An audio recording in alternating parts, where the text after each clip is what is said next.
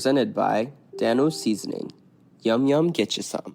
Hello and welcome into the Sun Belt Syndicate. I am your host, Dominick TJ, alongside Mr. TJ Corman himself. We are 8 less teeth and a real Southern podcast. I didn't cue up the banjo music. I'm sorry, Neil. I didn't get that part done. Yeah, less wisdom teeth, TJ. I'm pretty much fully recovered. I know you're getting there, right?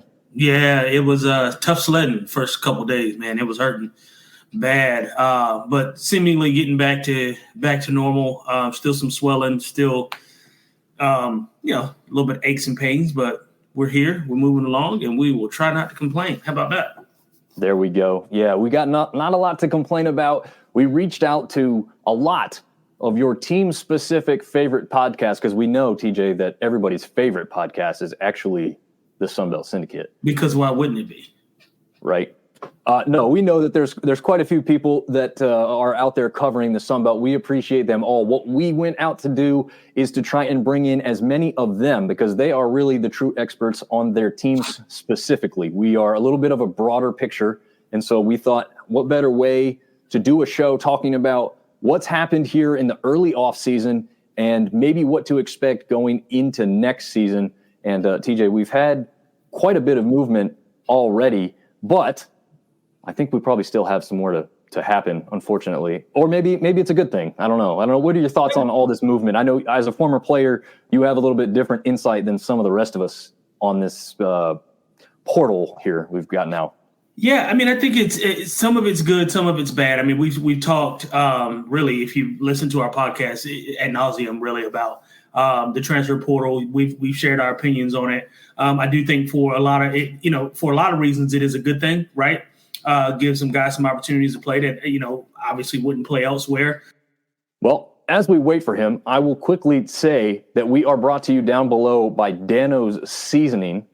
You can enter promo code DOGGOS at checkout to help out your college football dogs as we continue to try and elevate our game and be one of the better college football contributors out there. So follow us along at collegefootballdogs.com, And we are also part of the Dogs Media Network. We are ever expanding. If you want to cover your favorite team and you've got the ability to do so, certainly check us out. Maybe you can become a dog as well. TJ, I think we are all set with our first guest of the night. So we'd like to welcome in Mr. David Brown from State of Atlanta podcast. David, how are you doing tonight? I'm doing fantastic, guys. Let's get the show started. Yeah, what's up, David? How are you, man? Oh, man, I'm doing great, man. Just had to watch us lose to Appy State in basketball, so if I'm a little downtrodden, I apologize for that. But listen, everybody can't be us. So yeah, well, we did a lot better than I was expecting. I think anybody expected. So I'm not one for moral victories, but I'm feeling good about this team going forward in the conference.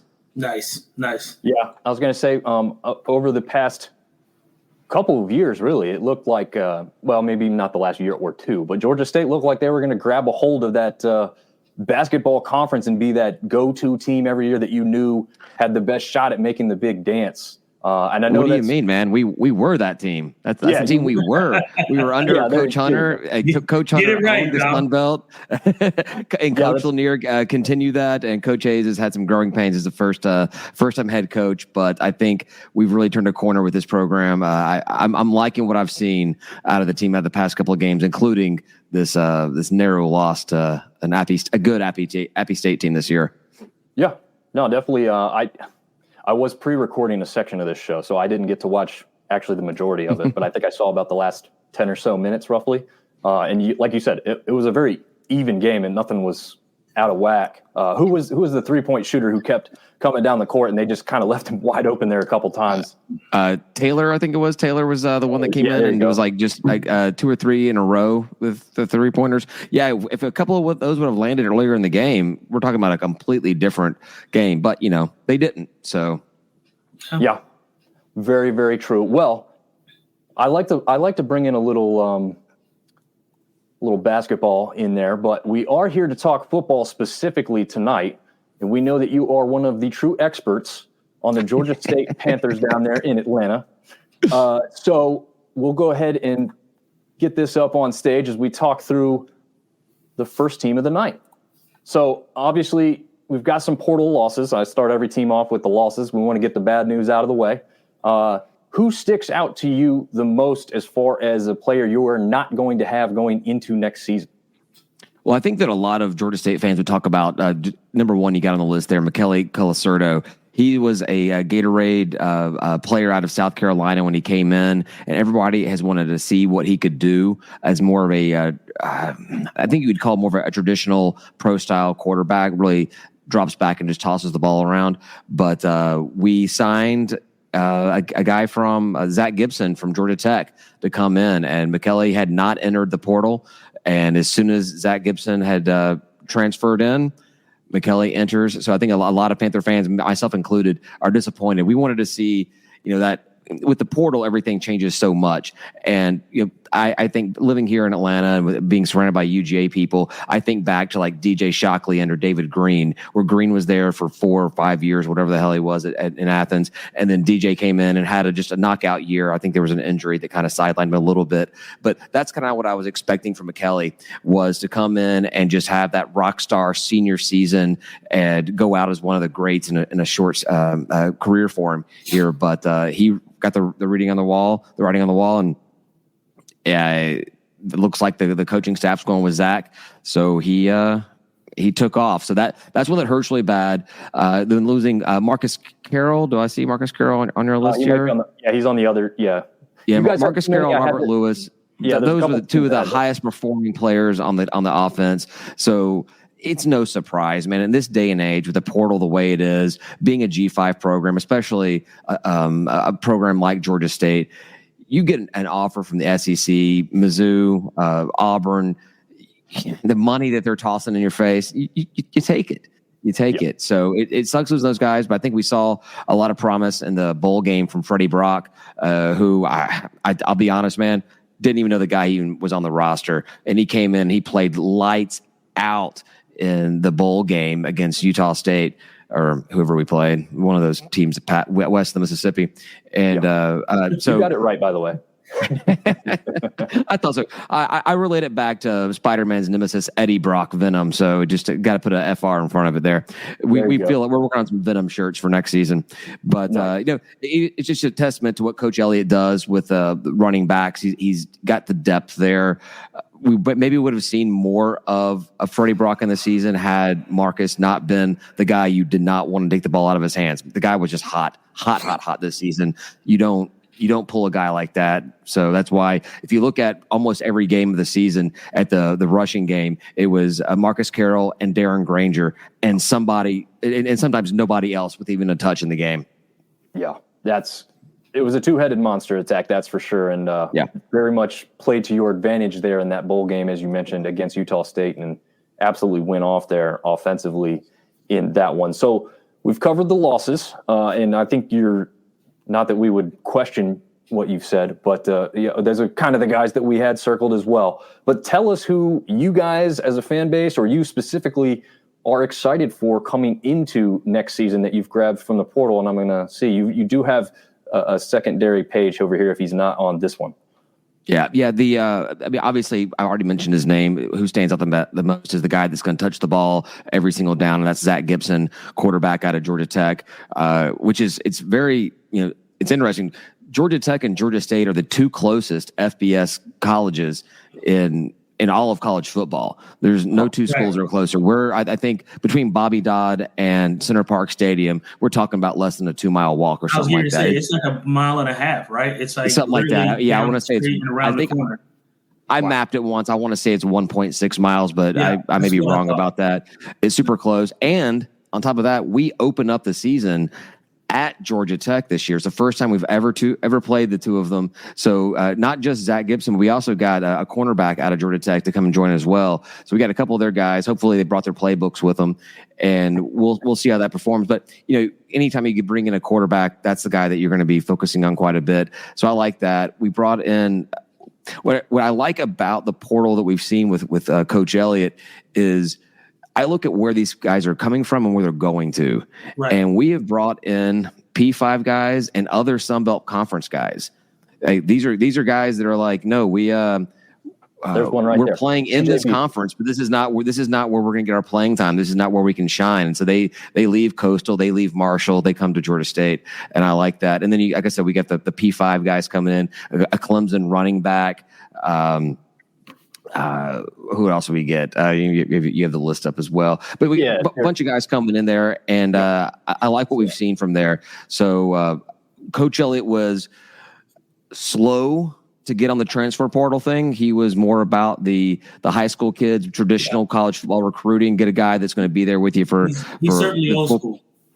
Yes, absolutely. But he has come around. He's realized that's not the way it's going to work.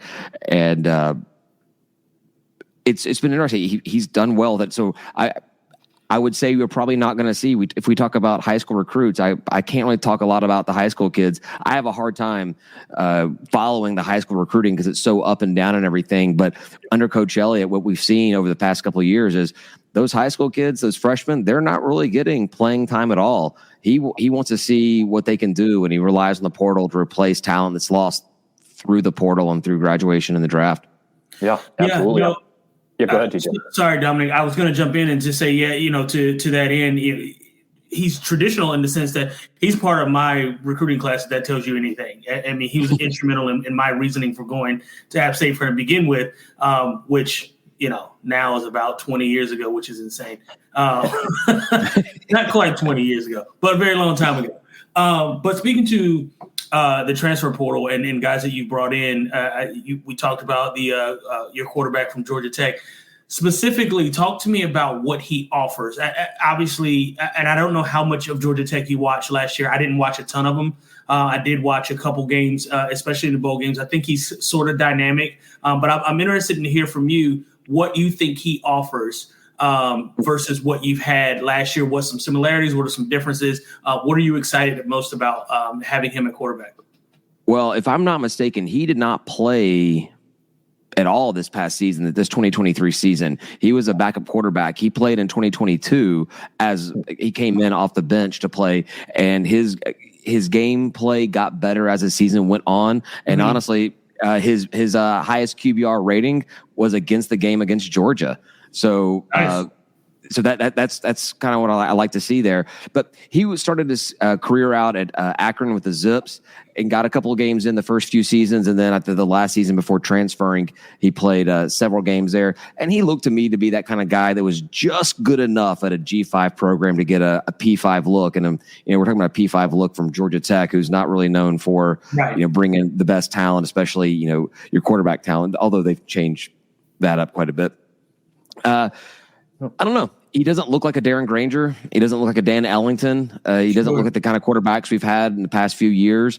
He's, again, kind of like McKelly, more of that traditional drop back, pass the ball.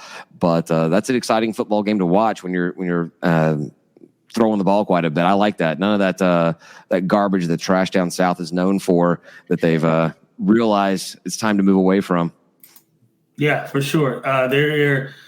There's certain things in college football that need to change. And if you talk about winning, I know Georgia Southern, for example, they ran in the past a lot of that same offense that Georgia Tech did, similar to what Navy, Army does. I just there comes a point in time when it's time to get away from some of that. Georgia Tech has done it, and it's brought them a little bit of success. Over the past couple years, and same with Georgia Southern. But I think it's still going to be a while before Georgia Tech is really, recognized as and I don't know that it'll even happen, to be quite honest, because I just don't know that they'll get. It's hard to compete with Georgia and then with Clemson, up the road. So it's a lot going on for Georgia Tech to really ever be part of that conversation. Oh, I agree with you completely. I think that Georgia Tech, they were obviously a very storied program back in the day. Hell, Rudy got his sack against them, even though he was offsides. But they've missed the mark over the years, and they'll claim academics. It's hard to get in there, but I'll tell you what, it's easier to get into Georgia Tech as an athlete than it is to get in Georgia State. Georgia State doesn't make any accommodations for athletes at all, whereas the P5 programs, just like Georgia Tech, have found ways to get guys in there that don't meet the same standards as the non-athletes. Sure, yeah, and that's like that really at any P5 school. I mean, they're going to make concessions when there's a guy that I can guarantee you everybody at Alabama wasn't supposed to be at Alabama. I'll just leave it that way. So they're driving that new Lamborghini, aren't they? Right. Yep, they sure are. Jumping into the high school class, I know you said you not necessarily the biggest expert on this. It's hard to be. I don't blame anybody for this. It's just so much to keep up with. You got college to follow almost every day of the season, and then you got this stuff you're going to try and keep up with. But we'll note that there is a kid out of Salisbury, North Carolina, Deuce Walker. And look at just look at the 3 stars. I was going to say it's littered with 3 stars. I mean, that's awesome. Yeah. So I don't know if you have heard at least a little something on someone who maybe sparks your interest a little bit more than anybody else, or just overall what the class is expected to kind of do as they come in towards next season. Well, like I said earlier, we don't really see a lot of freshmen play out of Coach Elliott coach teams, but I will say Deuce Walker, great. And for anybody that's listened to our podcast, you know that we base our podcast on a bunch of drunk fans at a bar talking about Georgia State. We don't consider ourselves sports analysts in the least. So we use the name ranking. Deuce Walker, great name, 10 out of 10. And then also a guy that you don't have listed on there, guy that committed. There we go. Deity Diablo. Look at that. God, that's awful. Come on, what a great name for a kid. God coming in out of Winston-Salem, like this is the kind of guy that I want to see. I want to cheer him on. I'm trying to figure out shirt ideas for this guy, horns and wings at the same time. I think this would be a fun guy to watch and see what he can do. But no, I'm sorry to kind of bail on the whole topic. High school kids, man. We had a kid out of our last season. He's a quarterback right now, Braylon Raglan. He came out of my hometown of Bartlett, Tennessee, and I was excited about seeing him come out there. And we haven't seen him for a snap. We have no idea. They brought in Zach. McKelly left. I don't know if we'll ever see him playing anything, but whenever I get excited about somebody, they end up not seeing the field. Yeah, I was just taking a look at Deuce's his overall ranking and kind of where 24/7 Sports has him. I mean, obviously, he's a good size corner too, 5'10", 185 pounds. So certainly fits the bill of what a corner should look like, especially in our league. I'm super, excited about the fact that he made Shrine Bowl last year, or this past year. So, it's a lot to be said for those East-West games, those All-Star games, especially at the high school level, because there's not a whole lot of them, right? It's right. There's East-West All-Star games in North Carolina. I played in that. There's, Shrine Bowl, North and South. There's not a ton of them. So when you are able to make those teams, it says a lot about who you are. And also, too, as a cornerback, it's even harder to make those games, those teams, because of the amount of players that play your position. So you really got to stand out. So it says a lot to me about, who he is. So it sounds like he's somebody to be excited about. Size-wise, he sounds like he can come in and play right away. Yeah, I hope so. I like some fresh meat. Somebody that can come in. We don't have a lot of guys that have played a full college career with us, played a good full 4 seasons. So it'd be great to get somebody that can kind of come in and start that early and play. Absolutely. Awesome. As far as the early outlook, you really covered Granger's replacement. You covered it very well, actually. I learned a lot more than I knew coming into tonight. You see the statistics here. It's not where you want to be. It's not how you started. Early thoughts on what this will get you guys in return once you start seeing all these guys on the field next season for the Panthers. We have a big start of the season. We do have an FCS opponent, which is something we haven't done in a couple of years. I think we did, play this year. But we have a Vanderbilt coming to Center Park Stadium for the first time. I'm hosting not the first time hosting a P5, first time hosting Vanderbilt. Obviously, anybody in the G5 considers Vanderbilt at home a winnable game. We're at Georgia Tech to open the season. This is a week after they're going to get their asses handed to them by an upset Florida State team in Ireland. So we got that. Then we're going to travel up to UConn. We beat UConn without a problem this season. So we're looking at what we think is a pretty favorable out-of-conference schedule. And like this past season, starting off 4-0 or 3-1 gives the guys a lot of momentum and a lot of confidence going into the season. man, you guys know what it's like in this East Division of the Sun Belt. It's a tough one. You know, all the teams are coming out there. They're playing well. You've got your Coastals that were a flash in the pan. They're not going to be what they were. But fun thing about Coastal is the home team has never won in a Georgia State Coastal matchup, and we host them here in 2024 season. We beat them up there this year to keep the streak alive. So I think that's going to be a big one. Be able to be the first team to get that home win, man. And then Appy has our number. We've never beaten them. That's going to be a tough one. We thought this was the year. I think it's the year every year. And it's tough. It's tough. You know, we always get a permanent marker out for that trash down south win because, you know, they're absolute garbage, and we've had their number ever since we started the football program, much to their dismay. I don't know. I think that it's hard to really figure it out. We ended the season on a down. Well, I shouldn't say we ended the season. We ended the regular season on a down note. Start the best season ever in Georgia State history at a 6-1, and then to lose the last 5 games, including a loss to that garbage trash down south that sparked everything. But they lost all their games, including their bowl game. We had a 45-22 win out in Idaho. I don't know the answer to that question. It's too early. Ask me again in August, and I'll tell you that we're going to win the Sun Belt. We're going to run the SBC, and we're going to be in a New Year's Day bowl. But as of right now, I'm still trying to process everything. But I do think that Coach Elliott teams are on the rise, and we will see improvement. And I'll tell you what, we're beating Appy State this year. Oh, you heard it, ladies and gentlemen. You heard it. So Alex from Black and Gold wanted me to rib you on that. So I'm just going to speak for him on this one and say, no, you're not. But he I was going to say a little bit more than that, but I'm gonna bite my tongue. Yeah, Alex likes to say that Appy's our daddy, but I'll tell you what, Maury Povich has not come back with a conclusive DNA test yet. So we'll see what happens. Oh, I'm expecting a Father's Day card next year. Oh. Well, David, this was awesome. We really appreciate your time and effort tonight to get on here and tell us all about the Panthers and let everyone know where they can catch your guys' show and where they can follow you guys on socials real quick. Yeah, absolutely. We're State of Atlanta on Twitter and Instagram. We're State of Atlanta on Twitter and TikTok, State of ATL on Instagram because they don't like long names. You can find us stateofatlanta.com, State of Atlanta on all the podcasting apps. We're out there, and we live stream on Tuesdays every week. We've done this yesterday was our 230th consecutive week of podcasting about Georgia State, and I have not missed a week, and that includes during the COVID season. So that's awesome. Awesome, man. Congrats. That's dope. Thanks, guys. Thanks, Dom. Thanks, TJ. It was great talking to you. I really appreciate you having me on. Have a good one, sir. We'll see you again, David.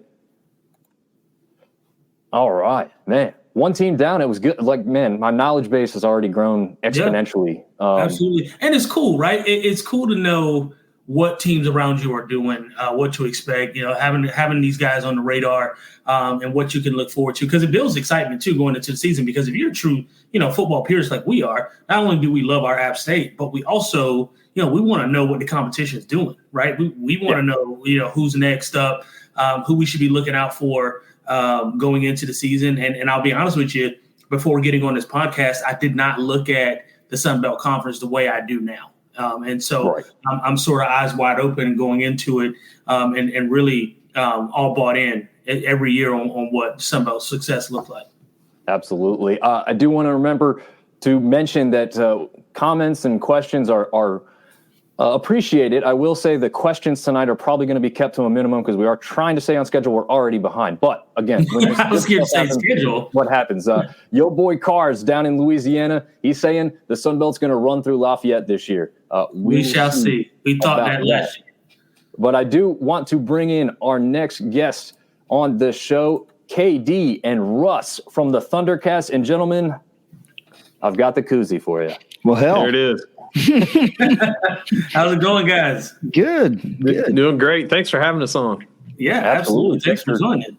Yeah, absolutely. Well, the niceties are good, but I know you guys came here to talk some football. You want to just jump right in? Anything you want to start off with before we get going right into the talk? It's your show, brother. All right. Well, I honestly, you guys had some movement here within the last day, right?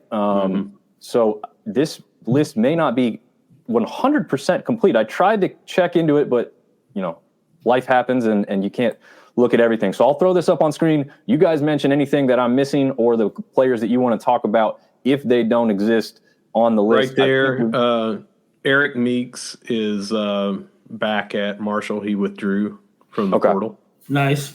That is a good one to start with. Keeping guys around is always a good thing. So let's see how many things you guys. So you got 3 pages of the portal losses, and many of the second and third team are listed with teams beside them they've already moved on to. Is there any thought process that any other guys may return from what you've heard? No, I think Mason Pierce has already gone somewhere. I saw that. Jalil Rivera Harvey, I don't think has yet. Yeah, he has. He signed with Western Kentucky the other day. Oh, that's right. That's right. I saw that. Okay, this one. What kind of loss is Chase Harrison to Ball State? I mean, was he? I didn't really hear that name when you guys were talking about quarterbacks in the past. He came in the same class that we had 2 other quarterbacks in, and Cole Pennington is one of them. And, we brought in a couple of quarterbacks, even though we lost a quarterback. We lost another quarterback here because we brought 2 more in, and we already had someone that was ahead of him on the depth chart. He went somewhere where he wanted to play. Yeah, I was going to ask the same question about Cam Fancher. Apparently gone to FAU. It looks like just too much depth in the quarterback room, or what do you attribute that to? KD? I don't know what you attribute that to, honestly. That's a real puzzling situation, right? Yeah, it sounds like it. I mean, it's hard to have 2 quarterbacks leave in the same year, right? And so I'm wondering, what does that quarterback room look like? How are they being coached? I mean, obviously you guys don't have, I'm going to assume you guys aren't plugged in and don't have that level of insight into what would maybe make them disgruntled or those kinds of things. But it just strikes me as kind of odd that you would have 2 quarterbacks in the same year going to the portal. But I'll let you guys expand on it. I think it was surprising to some to see Cam hit because he was the incumbent starter, started the vast majority of this 2023 season, got dinged up quite a bit, played hurt a lot, and kind of muscled through that for as much as he could until he was able to get truly healthy at the end of the year. And you see the difference that a really healthy Cam Fancher can be. So it was a little surprising. And there was a little bit of a dust up at the end of the season. And, I really don't know what to attribute it to. I use the term dust up because there was just some headlines that floated around for various reasons. It's not like it was reported that he was doing anything wrong or that, there was expected movement or anything. It's just we saw that he hit the portal, and I think it was one of those deals, at least for me personally, where I was like, I'm not 100% shocked by that, but I am shocked by that. You know what I mean? It's like it was surprising, but I was also kind of like, well, I see it because we saw how the season had been, not from necessarily an execution standpoint for him, but man, he was just raked over the coals. Yeah. Relentlessly by a large portion of fans, and some folks were like cool with how things were going. Some just absolutely were not, and it was just a weird situation. I can't, as a Marshall fan, remember a time that was anything remotely like that, and it was. I mean, and of course, not everybody. We haven't been in this social media age very long, in the grand scheme, but I haven't seen anything that was as polarizing as that situation was for as long as that situation was, So that was a little bit of a somewhat of a surprise. Yeah. And to say two quarterbacks leaving at the same time, Harrison was at least third string before other portal players were brought in. He had never thrown a ball here at Marshall. He got in for a couple of handoff snaps against an FCS opponent in 2022. Didn't have a single snap in 2023. But another wrinkle with Fancher leaving, his quarterback coach and offensive coordinator was let go. It was a brand new system that was coming in, so maybe he thought, I don't know, I'm not speaking for him, but maybe he thought I'm not a good fit for the air raid offense. Mm-hmm. He's more of a dual threat style quarterback. He did not look to run, but he was an RPO guy, and maybe he just felt like I need to change the scenery, go to a team that would be running an RPO or something a lot more that he was familiar with. Yeah. So let me ask you this, and Dominic, I'll turn it back over to you here in just a minute. How much do you attribute the portal losses? And again, you can't ever nail something down, right? There's never a time that you can just nail it. Like, this is the reason, this is the exact reason things happen. But you guys get off to, an outstanding start. You win, I think 4 of the first 5 games, or I think 4 in a row. But then you have that skid, whereas I think you guys lost 4 back-to-back, 4 or 5 back-to-back before winning a couple others. Starting out on such a high note, and then, the fall off, how much of that do you think is in these players' heads? How much of it, too, were they hearing from the fans that sort of led them to believe it? Maybe this isn't the place for me. I don't get that. That was it.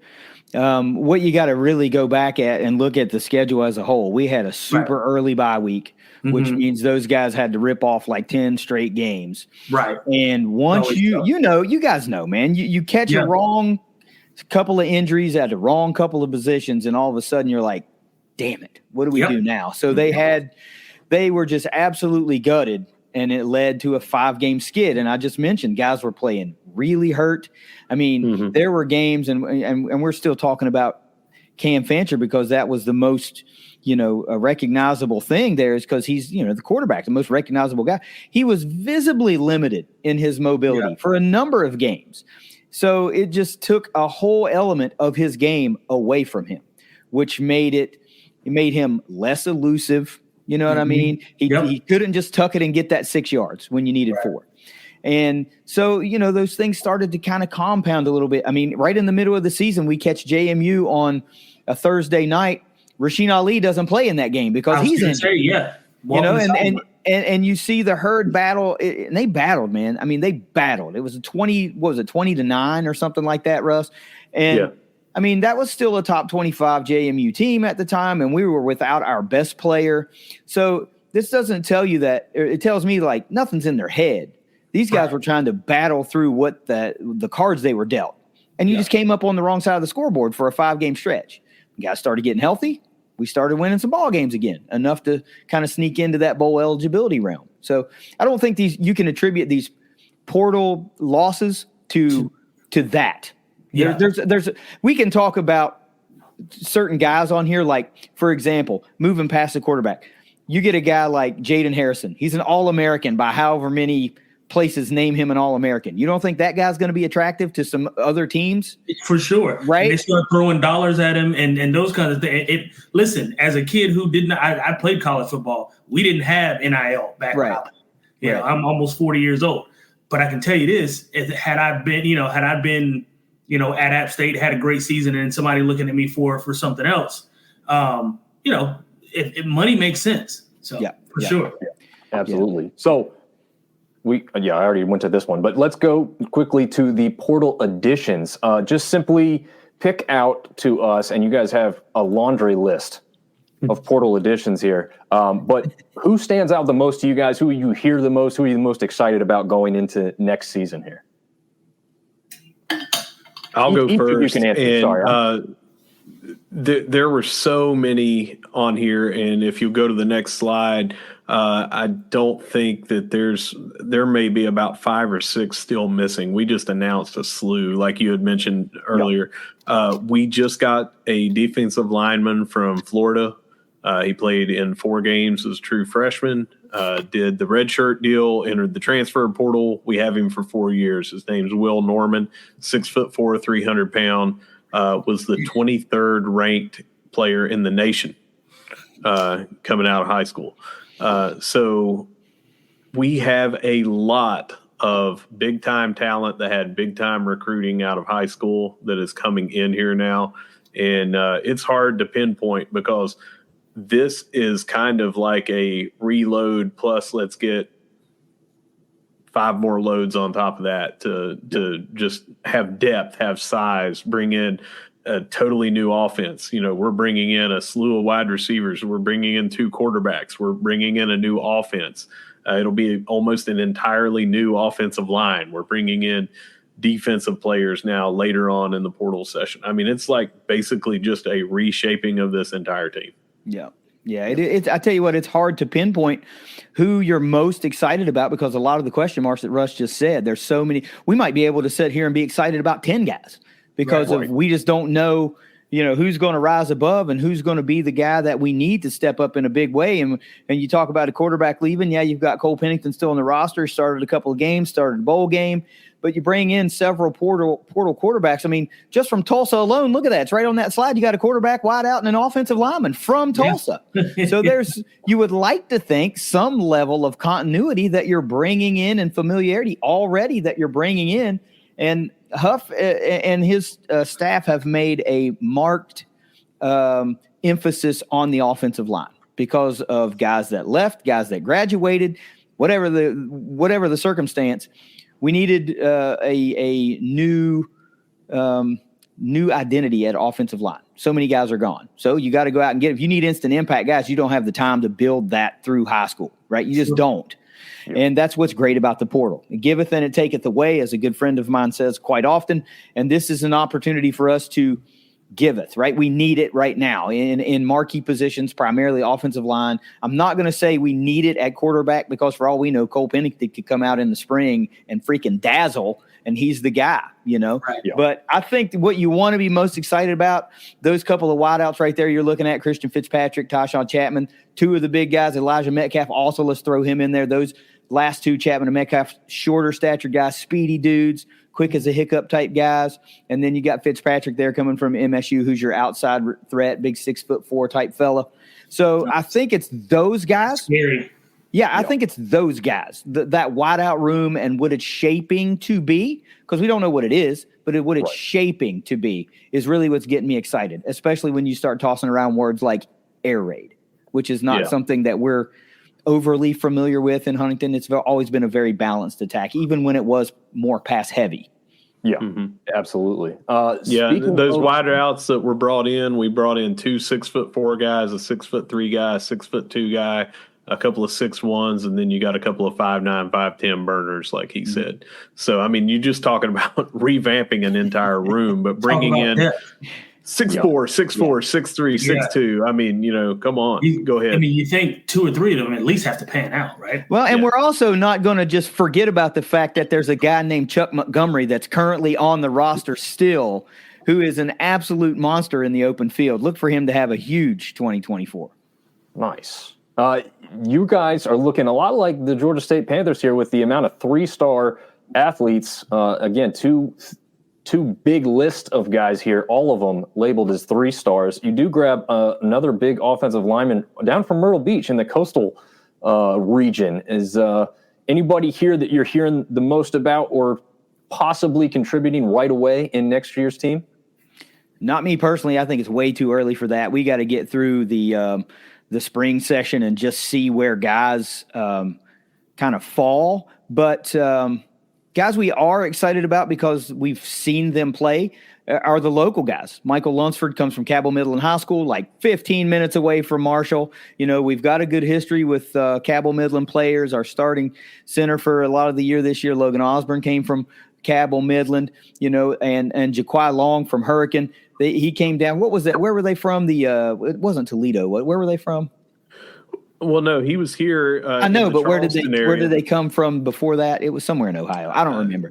But he's a legacy player. His dad played wideout, when we were undergrads. So a lot of folks are really excited about Jaquai. They think he could be the future, like several years down the road type guy. But really the only ones I have any knowledge of are the local players, are the West Virginia kids, Gotcha. Yeah, makes sense. All right. So we talked about it a little bit. But maybe you can expand on the replacing of Ali. I mean, he's not in the portal, obviously. But if I'm not mistaken, he's gone and graduated, right? He's used up all his eligibility. So He hasn't used up his eligibility, but he did declare for the draft, and he played or is getting ready to play in the Senior Bowl and everything. So he will not have eligibility. He could have come back and played another year. Gotcha. Okay. Where does that put you guys? I know you said, typically a more balanced approach, but you're leaning towards air raid. Do you have a running back that we are going to hear from a lot next season, even with more of an air attack that you may be leaning towards?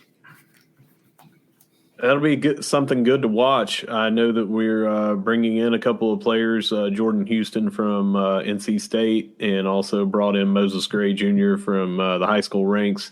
But we return a couple of players that got some experience. Ethan Payne, a local kid, and he's had a lot of experience the last 2 years, filled in for Ali when he was out.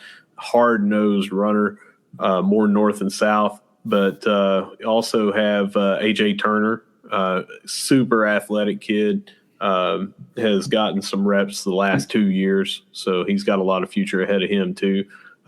Makes a lot of people miss in the open field and good at cutting corners and just letting his athleticism take over. Yeah, if you're talking about a more pass-heavy offense, I think you got to give the nod, the lean towards Ethan Payne, because he's been a pass catcher out of the backfield already and made some pretty phenomenal plays. He's just a player that is a absolute fan favorite in Huntington, man. He's a throwback dude. I mean, he is the run through you type back, right? I mean, he's okay with getting, the hard 2.5 yards. And I think that's what a lot of just not quite as bowling ball. It's hard to be compared to Mike Allstar. That's correct. Yes, a hell of a running back. But Ethan is that put your head down and likes to dish out abuse type of guy. You won't catch him running out of bounds. You'll catch him putting his head down to get that extra yard. And he like I said, he's made plays out of the backfield in the receiving game, big plays, downfield plays, not that check down and make a run, like downfield. So if we truly are, we're speculating air raid. We've heard that, and it's kind of been hinted at, but it's not like Coach Huff has come out and said, we're running an air raid. We're just kind of using our context clues and the moves that were made in the coaching ranks, and we're just saying, all right, this is what it looks like it's going to be. Well, bringing in 6 wide receivers certainly does lend itself to it, right? and one of them did say in his commitment tweet, he said committed to the air raid. Right. So listen, we only know out there, but it ain't out there. You know what I'm saying? So, the cupboard's not bare. I think that's what a lot of people may be thinking. They see these portal out guys and they see, Ali's going to the make a run at the pros. And, some of the losses on defense, like guys like Owen Porter have exhausted eligibility, so they won't be back. And they see these things and they go, man, what the heck is Marshall going to do? Well, we've just been really good on defense for a really long time. Right. And it might not be a top 10 defense, but we've been super solid for a long, long time. Offensively is where all the questions came in 2023. Outside of Ali, we just could never seem to keep it going consistently, right? So they're valid questions, man. They really are. And honestly, at this point, Russ and I have more questions than we have answers, right? And we want to know what we're going to look like too. But, we try to keep our nose close to the pulse. And I wanted to say this in case, you guys are just interested in getting to know what all the other teams look like, right? Russ does a great job on our website, thundercast.online, of a portal tracker. So all the guys that go out and come in, if we see it, it's going on there. So everything you've seen for Marshall will be there. So that's not just for you guys. Anybody watching any of our opponents, if you're curious, it's up there. He does a great job with that. So nice. And they're all vetted. We don't put up speculation. Yeah. We don't want to be first. We want to be right. Nice. And that's a good policy to have for sure. Yeah, absolutely. So guys, that was awesome to wrap up. I love the fact you plug your stuff because you guys do a phenomenal job. And I was lucky enough to meet Russ in person when you guys played NC State this past season. Unfortunately, KD didn't make the trip up, so I didn't get to meet him in person. But hey, maybe next time around. Where can everybody? Yeah. Where can everybody find you guys other than just the website and obviously the podcast? But shout out your socials real quick before we let you go. Of course. The handle for Twitter /X is in my name there, Thundercast_pod. You can also find us on Instagram. We're not as active on Instagram yet. We're trying to – Twitter's time consuming. Russ handles the Facebook side of things. I'm pretty hands off on that. He handles the website really well. And of course the weekly podcast. Now that football season has wound down and we have more free time, we're hoping to crank back up our spinoff show. That's a one-on-one interview show with some of Marshall's greatest all-time athletes called Inside the Thunder. It's a really great show that I absolutely feel honored to be able to do. I mean, who the heck wants to talk to a guy like me when you're a Herd Hall of Famer, right? But they do, and I'm thankful for that. So, yeah, follow us on Twitter, and we would appreciate you getting the watching the show or listening to the show on YouTube or any of your favorite podcasting outlets. Awesome. Thanks, man. Yeah, absolutely. Thank you guys so much for coming on, and we'll be sure to check out the Thundercast as we get closer to the season throughout the off season, as you just mentioned. So appreciate it again, guys. We'll see you soon. You're welcome. Thanks. Go Herd. All right. Well, let's not. Neil's jumped in. He says getting in late, driving back from Boone. TJ Starr was wrong earlier this season about the Cowboys. Oh, he's ribbing. I don't want to talk about it. It's a sore subject, much like my gums.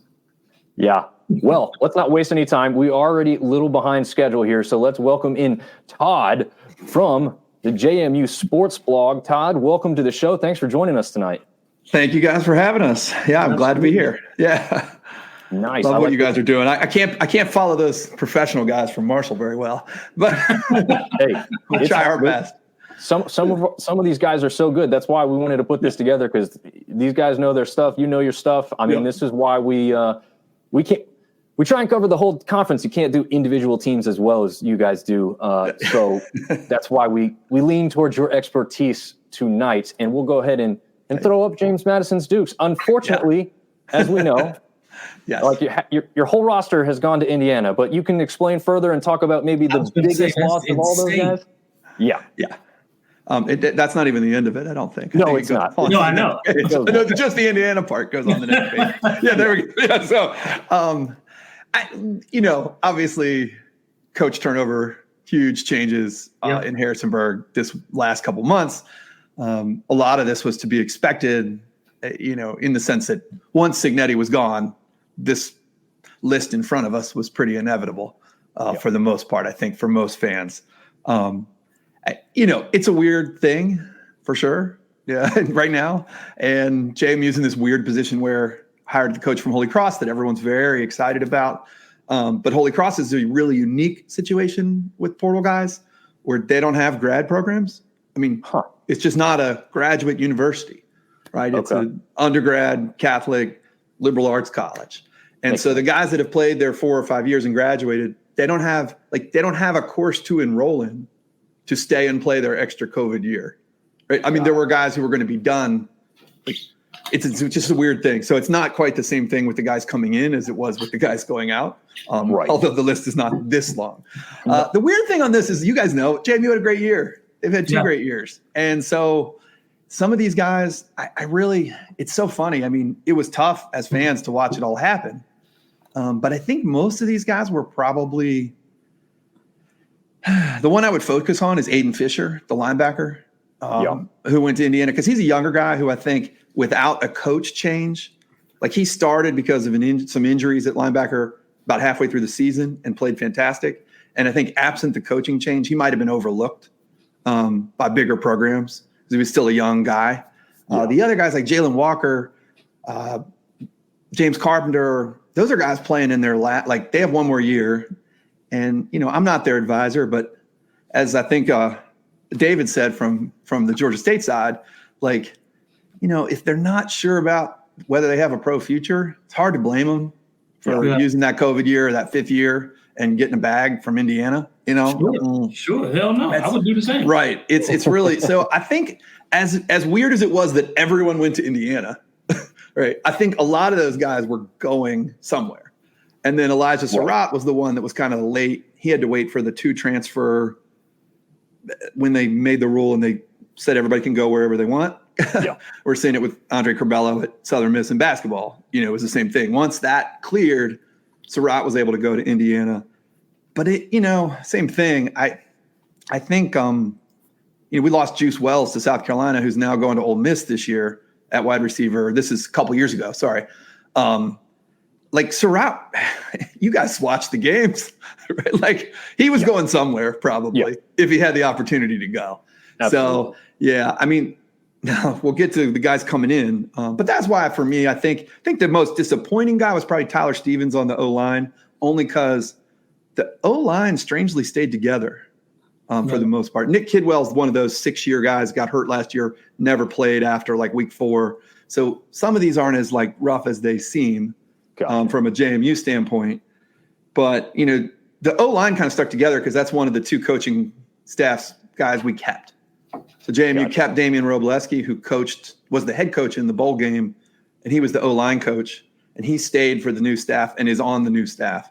And Eddie Whitley in the secondary stayed. And I think what you'll see in those 2 position groups for JMU next year is a lot of familiarity that's kind of surprising, you know, given the turnover elsewhere. So that's why losing Tyler Stevens was you know, I don't know. Yeah. And nobody around. I mean, we'll talk about the incoming situation because we could talk about that. Yeah, I mean, McLeod's one of those ones. I don't know what the story is. You guys probably may know. I mean, he was going into his 7th year. Right. Had an injury redshirt, had a COVID year, had another red. Right. So he's in kind of a weird situation with the NCAA to begin with. Signetti made a big deal of like, we hope we get him back next year, but they never felt sure, I don't think, if he was coming back no matter what, which is a weird thing for the conference player of the year. But so frustrating for sure, but just I think it's life right now when you have a coaching change, especially if you've been if it's coaching change because you're successful, right? It's going to be funny. I think our fans are a little torn about, are we rooting for Indiana or rooting against Indiana next year? Right. On one level, we want to see some of those guys beat up on, bigger teams. Yeah. They've essentially put together a Sun Belt All-Star team because as we go exactly, there's guys from Coastal on there, right? Exactly. Yeah. So, speaking of, you've brought in 2 really promising running backs. I know I'm pretty sure TJ's seen and heard of George Pettaway from UNC, who's a very strong runner. Doesn't get the ball as much when you got a guy like Omarion Hampton in front of him, but when he did touch the ball, when he did touch the ball, just a phenomenal runner. But I think, like you said, the highlight of this now becomes quarterback Dylan Morris, who transfers in from Washington. Obviously a Power 5 program that just went to the national championship. He's not the starter there, but still, there's a pedigree that goes along with why he's at a Power 5 school, or was at a Power 5 school. I don't know what you want to call Washington anymore. But what's your thoughts personally, or what you've heard from the fan base as far as the excitement for him coming into the program? I think we're all really excited. I mean, they've hit on, had Hudson Teo last year, had Jordan McLeod this year, and that was after like our FCS stars, Ben DiNucci, who you guys may know, still on the Broncos right now. Like those guys were transfers as well. So they'd kind of hit on quarterback transfers over multiple coaching regimes for a while. This is really exciting. Morris played a lot. He played the COVID year, most of the COVID year for Washington. And he played the following year as well. So it seems like, I don't know any of this stuff. It's not like I'm going back and watching tape from Washington 2020, but the idea is just, is it possible he's the best quarterback to ever come to JMU? It may be. Well, right? and two, it's hard when you get a transfer in like Michael Penix, right? When you think you're next up. Yeah. And then, guy who has multiple injuries come in and just sort of grab the bull by the horns and is like, well, damn, is it not my turn yet? Like, because I've waited since COVID for this to be my shot. And then all of a sudden, here's Michael Penix, who's all world. And now I got to ride out another year. So it makes sense as to why he would transfer. Yeah. And obviously he transferred before their own coaching staff turnover.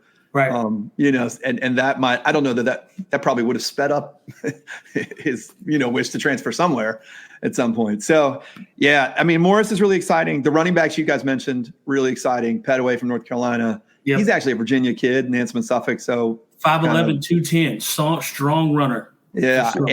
And then the guy from the kid coming, Adayi from North Texas, has back-to-back 1,000-yard seasons, 3-time all-conference in CUSA.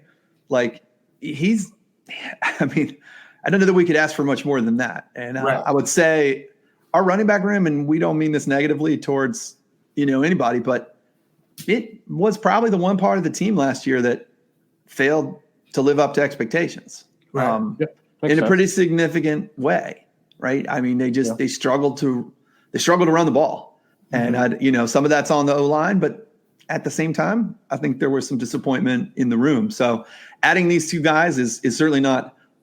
We have a lot of positions we lost a lot of talent at. Right. This one feels like it's at least maybe arguably a trade-off. Pretty equal in and out. We'll see. So what are you hearing or thinking on? I mean, you guys got a laundry list of incoming guys. A lot of 2 and 3 stars here. Anybody sticking out to you guys early on? Yeah, I mean, one thing that really sticks out is there's a ton of talent in the secondary, which is odd this year, only because I think I mentioned earlier, we did bring back the secondary coach. Chauncey Logan came back out of the portal. D'Angelo Pons was a young player last year who was really good. So, 3 of our 4 guys in the secondary are back this year. That's one of the few places, they're pretty well intact. So it's going to be kind of interesting to watch those guys. It was a big deal. I think KJ Flo was a kid that was a decommit from West Virginia. There were a couple flips in there, one from Liberty, in the DB room that felt like a big deal after Chesney came in, the new coach. So I think the biggest guy that has a real chance is the defensive end, Marcellus Nash. He had offers from App, Marshall, Penn State, Arizona, and there's a real opening at defensive end this year. There's a big transfer coming. We've had a lot of success. JMU's had a lot of success the last couple of years with transfers up from FCS. I think just so many kids knew of JMU at the FCS level that it was probably a little easier. And there's a kid coming this year who's the last year's FCS Player of the Year at defensive end from Long Island University in the NEC, which is where the Surratts came from on the offensive side last year. So there's a defensive end coming there, but with Jalen Green gone, Mikhail Kamara gone to Indiana, there's huge opportunity for Nash. So that's the spot among the freshmen. Yeah. Well, so we've talked about, the last question I end on pretty much. But is there any way that JMU matches this type of season again next year? I guess that's the simplest way to put it, because it was a great season. Yeah. It almost ended where you wanted, but tell us what you think going into next year with a new coaching staff. Yeah. I mean, it's hard. I actually think they can get closer to the record potentially, but not with the same, they ran out to the 10-0 start and got all this national attention. I don't think that's going to happen. Right.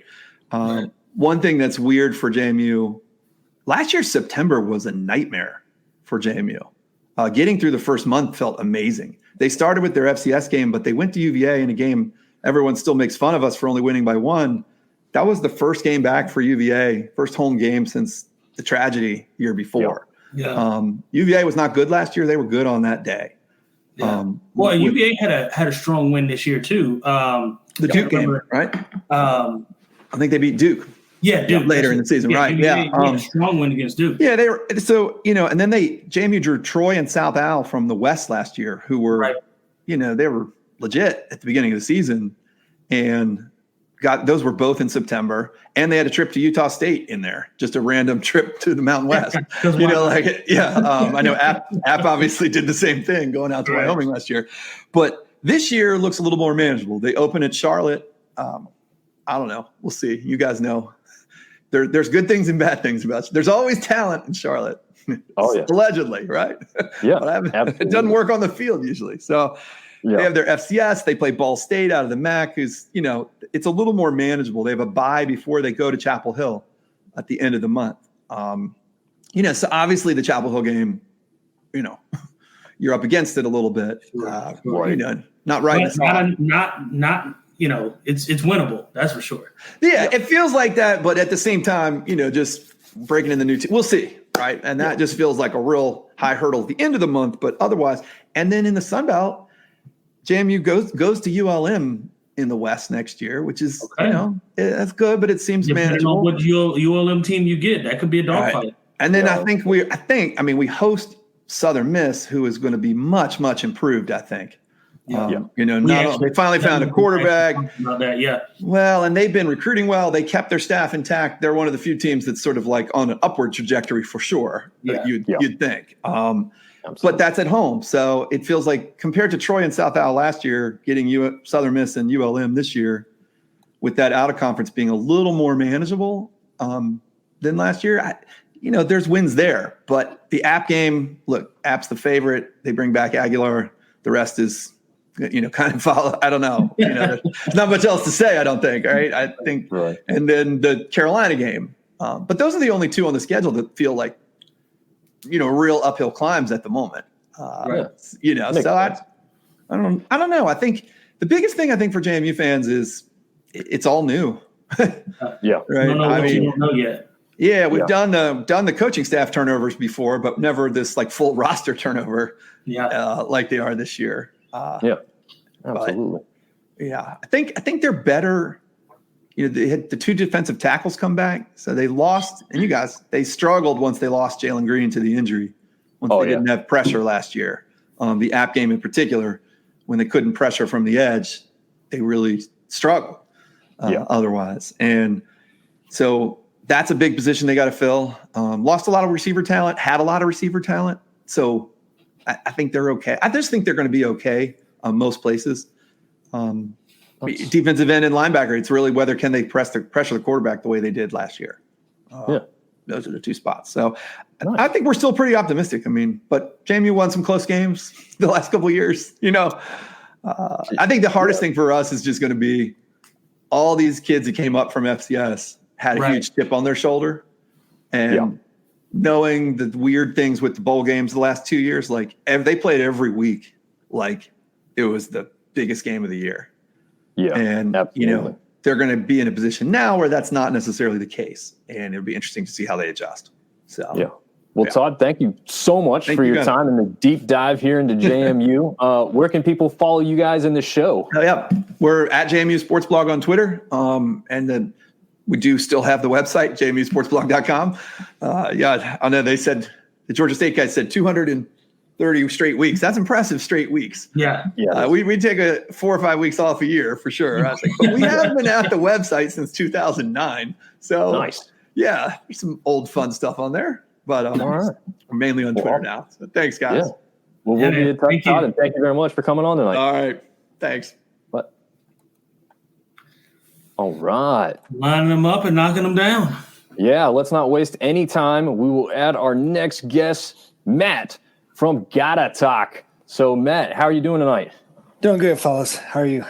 Nice, good. Thanks for joining us, Matt. Yeah, absolutely. Yeah, absolutely. I'll go ahead and add this up on stage, and we'll just jump right in since we've kept you already longer than we had thought we would keep you. So, apologies, but it's good football information. So, let's see. You guys do have 2 pages of losses here to speak about. Who on the Eagles stands out to you the most on like a big loss that you guys are disappointed to see go? Yeah, honestly, one of the few bright spots, I think, of the Clay Helton era to this point so far has been, not so great, mostly a failure. But one of the bright spots has been the transfer portal and not losing a lot of guys. So even though there's 2 pages here, these were mostly bench guys, third string guys. The ones that stand out on that first page, Rasheed Miller, that was kind of a surprising one. He started 13, all 13 games for us last year, alternating at tackle. Huge dude, 6'7", 330, I think. I don't have their weights memorized, but big dude, goes to Louisville, where our former offensive line coach is. So that was a huge coaching loss for us after year 1 of Clay Helton. So I'm sure they probably threw some NIL money at him. He's probably the big one, the one that could have been big, but was very much an unknown. On that second page was Bo Allen, quarterback. So this is a guy from Lexington, Kentucky, born and raised there, hometown kid, started at the University of Kentucky, didn't see any playing time his first year, transfers to Tarleton State, FCS school out of Texas, has a pretty good year, throws for like 23 touchdowns, 11 interceptions, 2,800 yards, then transfers to us. We think maybe this is our multiple year starter finally, after, having two straight years of one and dones, 6-tier guys that come in, and Cal Van Treese and Davis Brin. He applied for a waiver with us for the 2-time transfer. That was before they reversed that rule. And he got denied. So he sat on the bench for us this year and then transferred back to Kentucky. And of course they got Brock Vandergriff. So I'm sure he'll be a backup to him, but a pretty good quality backup. So again, bit of an unknown, played some in the FCS, played pretty well. Was excited about him, but we'll never know. Everyone else, like I said, lost a long snapper that we had to replace. Just did that with a kid from USF. But that's pretty much it. Everyone else are guys that I don't know a whole lot about. Gotcha. No problem. But you do have, well, it's just one list, but it is quite lengthy.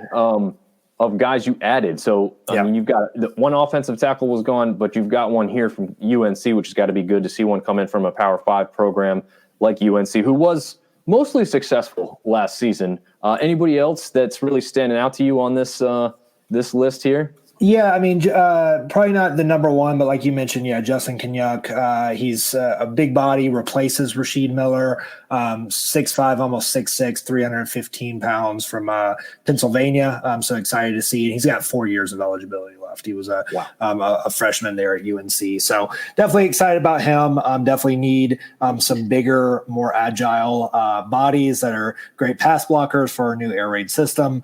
But, you could go back and forth on this, depending on who you ask in Eagle Nation. But Dexter Williams, the second quarterback from Indiana.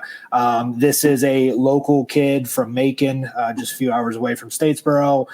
He was top 25 dual threat quarterback coming out of high school. He went to Indiana. He played some there, but not a whole lot. So not anything to really harp on stat-wise. Did get starts against Ohio State and Penn State, so certainly has played on the biggest stage possible in college football. He did undergo 2 ACL tears. But a guy also from Indiana that transferred that went through 2 knee surgeries is Penix Jr., right? Not saying that he's going to be Penix Jr., obviously, but it can happen. You can have a bounce back. I think a lot of our fans are excited about him because he brings a true dual threat, which is something that we haven't honestly had in a very long time, probably dating back to the 80s and the Tracy Ham era, because while we had really good running quarterbacks, they weren't necessarily pure passing quarterbacks or dual threat guys. They were option quarterbacks back when we ran that in our first 10 years in FBS. So I think he brings something different to the offense, and he'll probably be in the quarterback battle with J.C. French, who's a transfer from Memphis, came in last year, saw some playing time. I think a lot of our fans hoped to see him more after Davis Brin struggled quite mightily and led the nation in interceptions. We've got a lot of depth there. Also some younger guys out of high school that now have a couple, practice years under the belt, like David Dallas. So quarterback room shaping up nicely there. And then the only other highlight I'll say here is the wide receiver. Arguably, like I said, outside of Dexter Williams, probably maybe even more so than Dexter Williams, the biggest name. He is a 4-star. He, depending on the high 3, low 4, depending on where you look, went to Arizona State, had 400 yards at Arizona State, and transferred to Oklahoma. That didn't pan out. A lot of their fans were excited about him, but he didn't really see much playing time the last 2 years. Transfers to us with 2 years remaining. So I definitely think, if not wide receiver 1, he certainly will be in the mix there at wide receiver 2, along with Dalen Cobb, Derwin Burgess. Obviously, we lose Caleb Hood, which was a huge loss for us to eligibility. So yeah, that's probably the highlights. Tyler Fromm, might recognize that last name. He is the little brother of Jake Fromm, quarterback at Georgia. As you were talking, I was Googling. I was like, Fromm. I don't know. Not a whole lot of, 2 M's. Yeah, exactly. Yeah, mostly a blocking tight end. At least that's how he was utilized at Auburn. Played a lot of special teams, 6'5", 241, played at Warner Robins. I don't know if he's probably, I think he's much younger than Jake, so I don't know if they ever played together. But yeah, I mean, we'll see if we get to utilize him in the passing game or if he's mostly used in pass blocking. But yeah, definitely excited to have him. And, I know a lot of our fans are excited just with that association. Nice. All right. Well, you guys, I mean, the Sun Belt just seems to be famous for all these 3 stars, and you guys are racking them up. I mean, look at it, 3 pages, and almost all of them are 3-star athletes from the Alabama, Georgia, Florida area. Mostly here on this second page, you got a ton of guys from your home state, which has got to be awesome because a lot of those players are typically taken by some big programs. So what is the thought process on some guys making some noise coming into the program this season? Yeah, this was a big focus of Clay Helton when he came 2 years ago, was really double down on the state of Georgia, right? As you guys probably know, right? Georgia, Florida, California, those are the 3 biggest recruiting states. So, but we kind of lost our way for the longest time. Obviously, the offense that we ran, wasn't that attractive, right? Especially to quarterbacks and wide receivers and tight ends, running the triple option or just a run heavy scheme. But now that we're running an air raid, it's a lot more attractive. So maybe we get a guy that is going to be a preferred walk-on at Georgia, or a guy that's being courted by Georgia Tech, or a mid-tier or lower-tier SEC or ACC school outside of the state. We can say, come, start immediately, or get solid playing time, and catch a ton of balls, and quarterbacks throw for 4,000 yards and 30 touchdowns, right? So it's a very attractive system, I think, for especially the skill players, and we saw a lot of that. The focus this year in the high school recruiting class definitely was that size.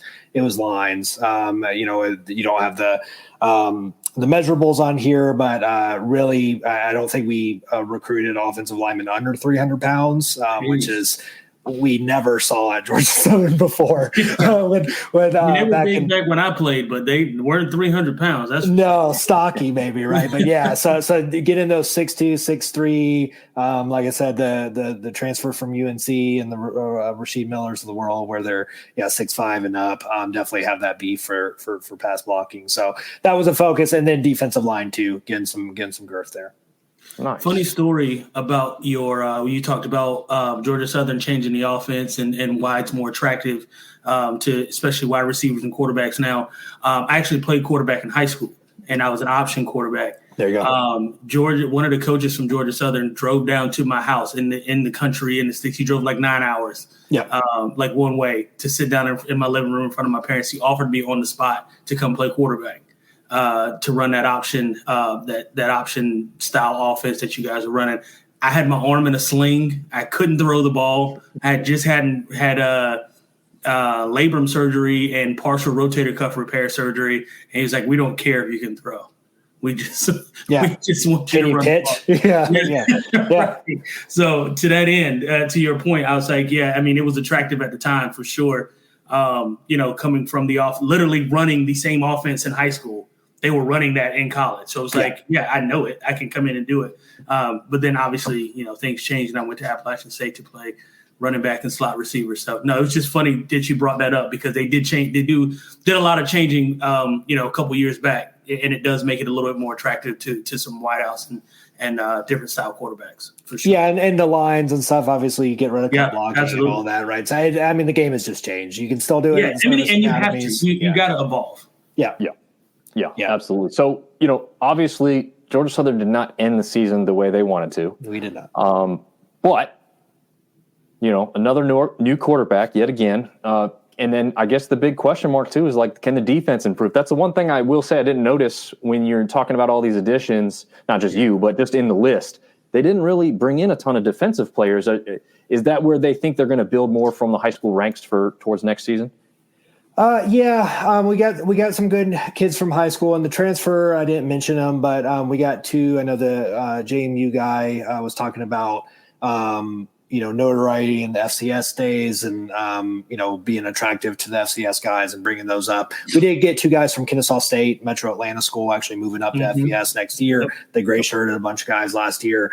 Don't know much about Chance Gamble. He's a safety. But DeAndre Morris was an All-American at Kennesaw State. So he comes in at safety. So excited to see what he can bring. We also had a really good withdrawn transfer and TJ Smith. That actually just happened yesterday. So he's also a safety, had 54 total tackles with us, I believe 34 solo, 3 interceptions for us last year. So, was sad to see him enter the portal, but certainly I'm excited that he's returning. Marquez Watson Trent, our leader on defense, leading tackler, just heart and soul of the defense. He does return. He was could have been a grad transfer, could have tried his hand at the NFL, decided not to. So excited to have him back. We've got some playmakers there. We brought in Brandon Bailey at DC last year, young guy, actually youngest coordinator in the nation. At least that was the case last year.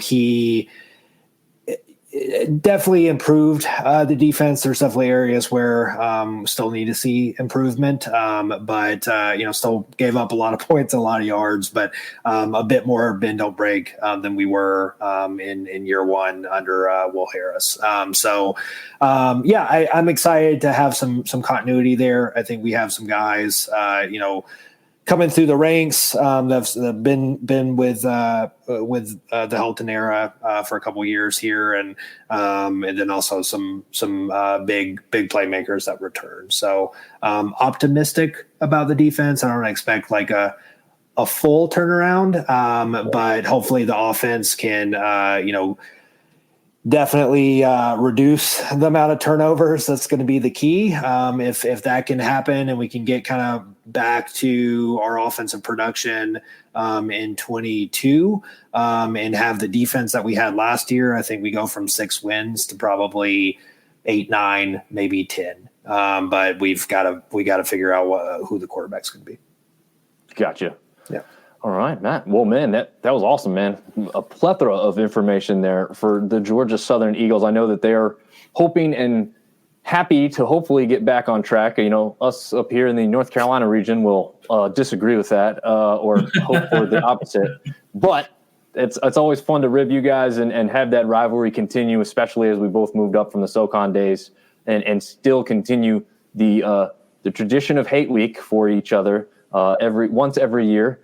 So where can the people find you in the show, Matt, before you head out? Yeah, for sure. A lot of hate there, but also a lot of respect between those two programs, for sure. Six titles matter. Yeah, exactly. So, well, thanks for having me on. You can check us out. We're mostly on Twitter, like I've heard a lot of the other pods talk about. We do have a Facebook, but it's GATA Talk Podcast. That's our handle on all of those. We have an Instagram as well. We never keep up with that. Most active on Twitter. You can check out our website, gatatalk.com, GATATALK. That's where all our episodes drop. You can also find us anywhere you listen to podcasts. Awesome. Well, thank you very much, Matt. We really appreciate your time and information tonight. And we'll be in touch and be checking out your podcast as we go along during the off season. Sounds good. Thanks, guys. Thanks, Matt. Yep. Oh, man. All right. A quick little mention that we are brought to you by Dano Seasoning as well as collegefootballdogs.com and part of the Dogs Media Network. We will roll right along and bring in Joe and Seabass, part of the champion. There's some familiar faces. What's up, guys? We can't hear your audio, Joe. Are you muting yourself? No, he might be. No, you can hear me? No. You can hear me? Now we can. The initial, the champ is here, and then after that, that's all you needed to hear, baby. I mean, TJ, last time I talked to you, you told me that my wide receivers were going to be getting run down, and my defensive backs were going to be running backwards. And then I'm in Troy, Alabama. I'm asleep by the fourth quarter. I mean, y'all didn't even show up. I got to pay property taxes in North Carolina. Troy owns Boone now in football and basketball. And y'all bring me on to watch all these guys daydream on here about how they're going to be the next Troy. Give me a break. The champ is in the building. I love it. I love the energy. Man. I love the energy. And Seabass is going to continue to just swim in the background here as we that's what I do best. Just kind of flip-flop around here, a couple splashes. That's me. I'm back here. Oh, man. Well, let's add you guys to the board here with some portal losses. Obviously, much like James Madison, you lose one of your best head coaches ever, probably. I mean, I'm sure you guys can speak on that. So I'll let you guys just roll into it and take it from here about who you lost and who you didn't want to lose and all that good stuff. Yeah, I'll go first. I'll then throw it over to Seabass. I think the biggest loss, he's not up on this slide, right? Or there he is Jabri Barber, who landed at Texas A&M. The second he signed at Texas A&M, he put out a tweet with hashtag rents paid. Obviously, if you're going to get in a battle of NIL money, you don't want to do it with Texas A&M. You're going to lose that battle. Yeah, exactly. That's old oil money. We don't quite have that down in Pike County. But he did lead the team with 75 catches and 999 yards. He was 1 yard away from a 1,000-yard season. He's from Dothan, Alabama, so firmly in Troy country. Troy has a campus in Dothan, so definitely, part of the Wiregrass, part of our footprint. And it was just like more salt in kind of the Tez Johnson wound when he left last season to go join his brother in Oregon. Another kind of similar athlete, played a similar position. That kind of left Troy fans high and dry. Seabass, who did you see as the biggest loss? Yeah. I think that there are three losses that in addition to Jabri, that are kind of painful for me. Jaden McDonald, that's a kid that I've been singing praises for this whole past season that flew under the radar for the longest. He's out to Indiana. He's joining Kurt Signetti, formerly out of JMU, now at Indiana. He led the Trojans with 75 tackles last year. 9.5 tackles for a loss, a sack, and a fumble recovery. He only has one season remaining out there in Indiana. TJ Jackson going out to West Virginia, another one. Excellent name, by the way. Yeah, wonderful, isn't it? That's good stuff, isn't it? TJ Jackson headed out to West Virginia to join the former Troy head coach Neil Brown in Morgantown. Career 94 sacks at Troy, 22 tackles for loss. And then Caleb Ranshaw headed out to Tulane, the Spurs safety that we have, the junior. He's following Coach Summerall out to Tulane. All three of those players that I just mentioned have 1 year of eligibility, as well as Jabri. So that, they only got 1 year left. It is a loss to Troy. These are all quality players that we've looked to this past season. But in the grand scheme of longevity of Troy Trojan football, one season's not the end of the world. There was already, in theory, a backup to them. The question now is Coach Jared Parker willing to do what it takes to hold on to those players sitting behind them? Yeah, absolutely. I do remember you mentioning Jaden McDonald in either the championship preview or the preview I listened to before we did the championship preview. It was probably both. It might have been. It might have been both, actually. So let's jump into the portal. I think you just have one page. Yeah. So one page, but are there some quality guys here that you're really excited about bringing into the program towards next season? Yeah, well, there's some guys you're missing, and I'm going to start with one to feed off of Seabass because Caleb Ranshaw is leaving. That is a big loss. He was really coming along, especially towards the end of last season. But we had Devin Lafayette coming in from Northern Illinois. He is going to play spear in our defense. He plays husky in their defense. It's one of these hybrid kind of linebackers. Okay. Yeah, it's a hybrid kind of linebacker line, like defensive line type position. Yeah, DeMarcus Ware kind of this is basically This is what happens when you have a Hall of Fame talent play at your school and he makes his own position because of how good he is.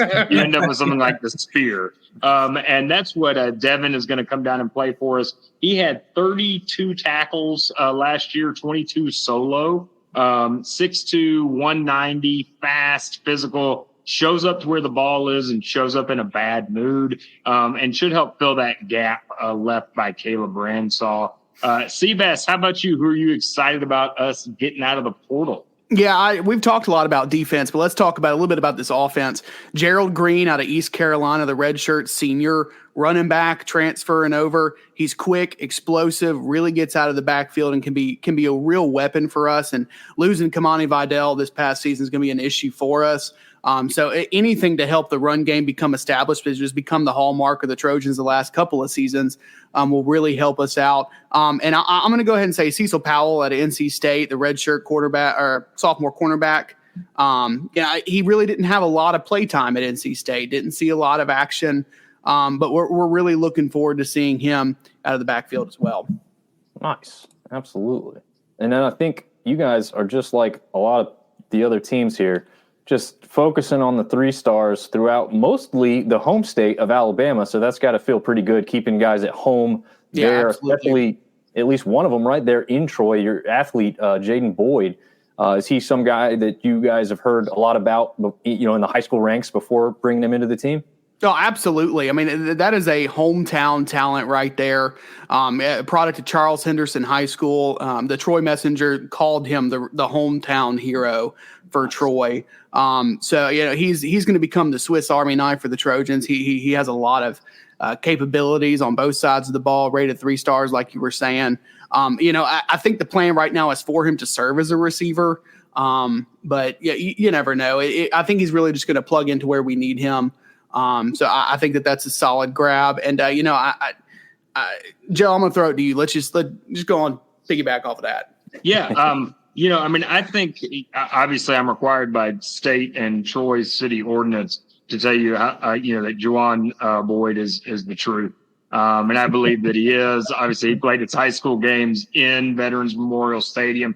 The guy literally has a power tee on his chest. It just grew there naturally. So, he's going to be an amazing player. We look forward to seeing him develop. I'm most excited probably about Caleb McCreary. He's a quarterback from Montgomery Catholic Prep, fresh off a state title. Boys, can you imagine a better state of existence than to be an 18-year-old kid in spring semester of your senior year? You just won a state title in Alabama. This guy's living the greatest life he's ever going to live. Enjoy it, Caleb. He's already winning.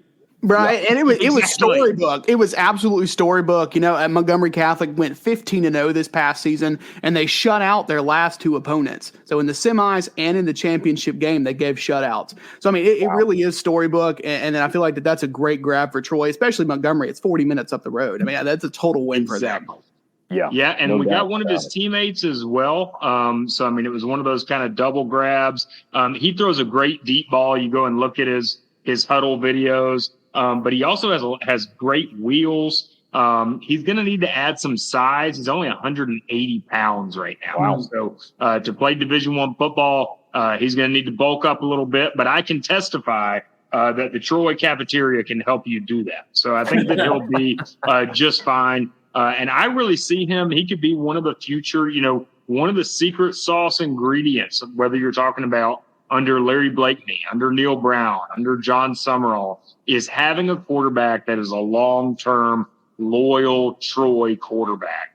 And I could see this guy becoming that in this system. And so I'm really excited to see how he develops.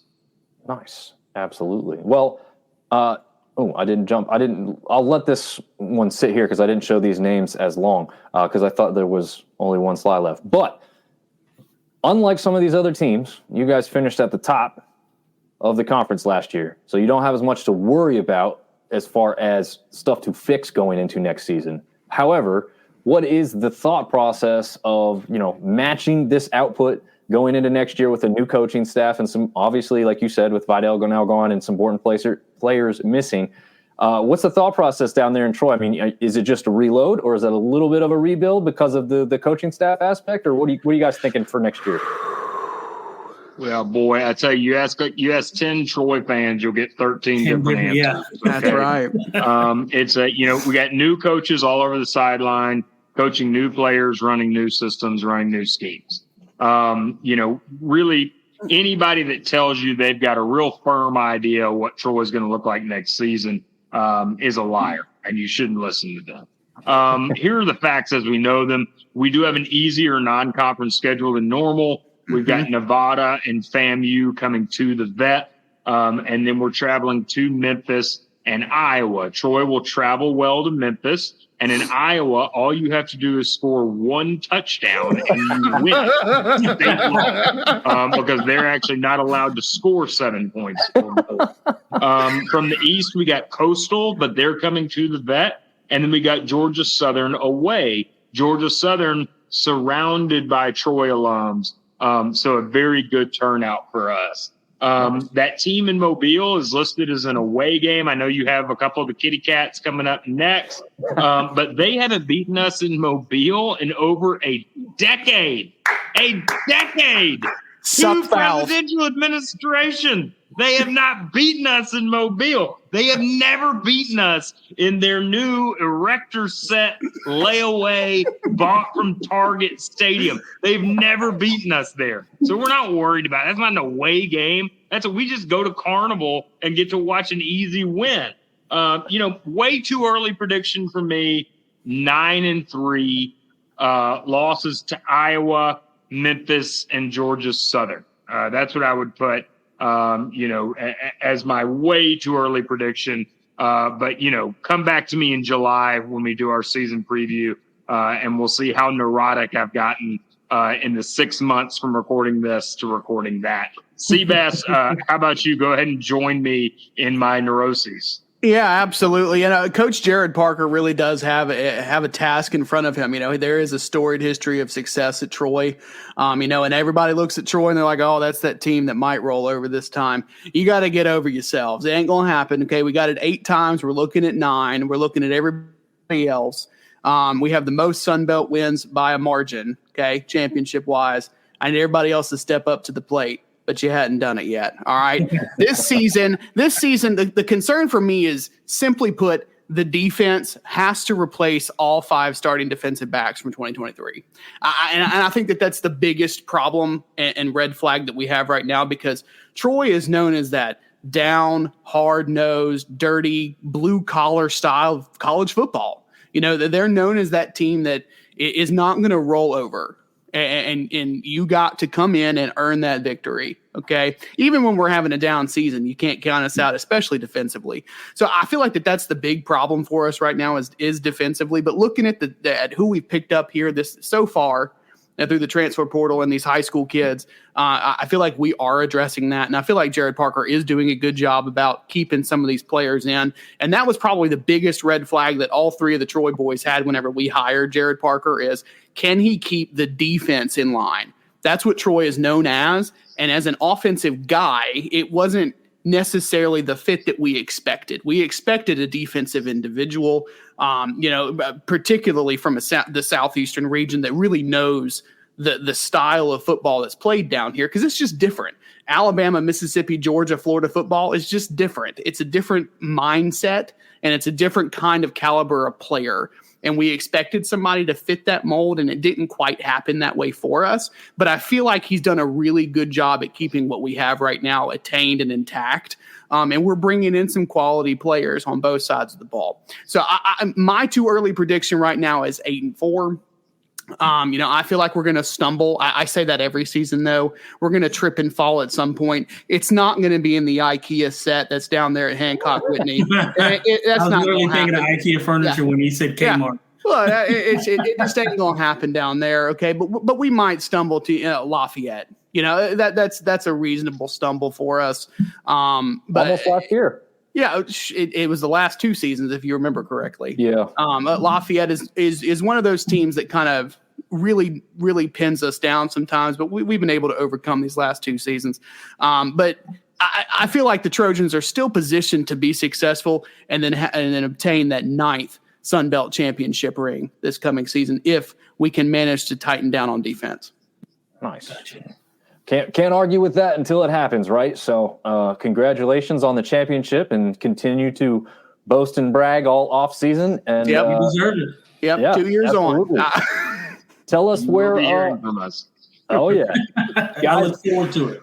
That's right. We got all those receipts from everybody else that's listening still. We have your receipts still. Yeah, we got it.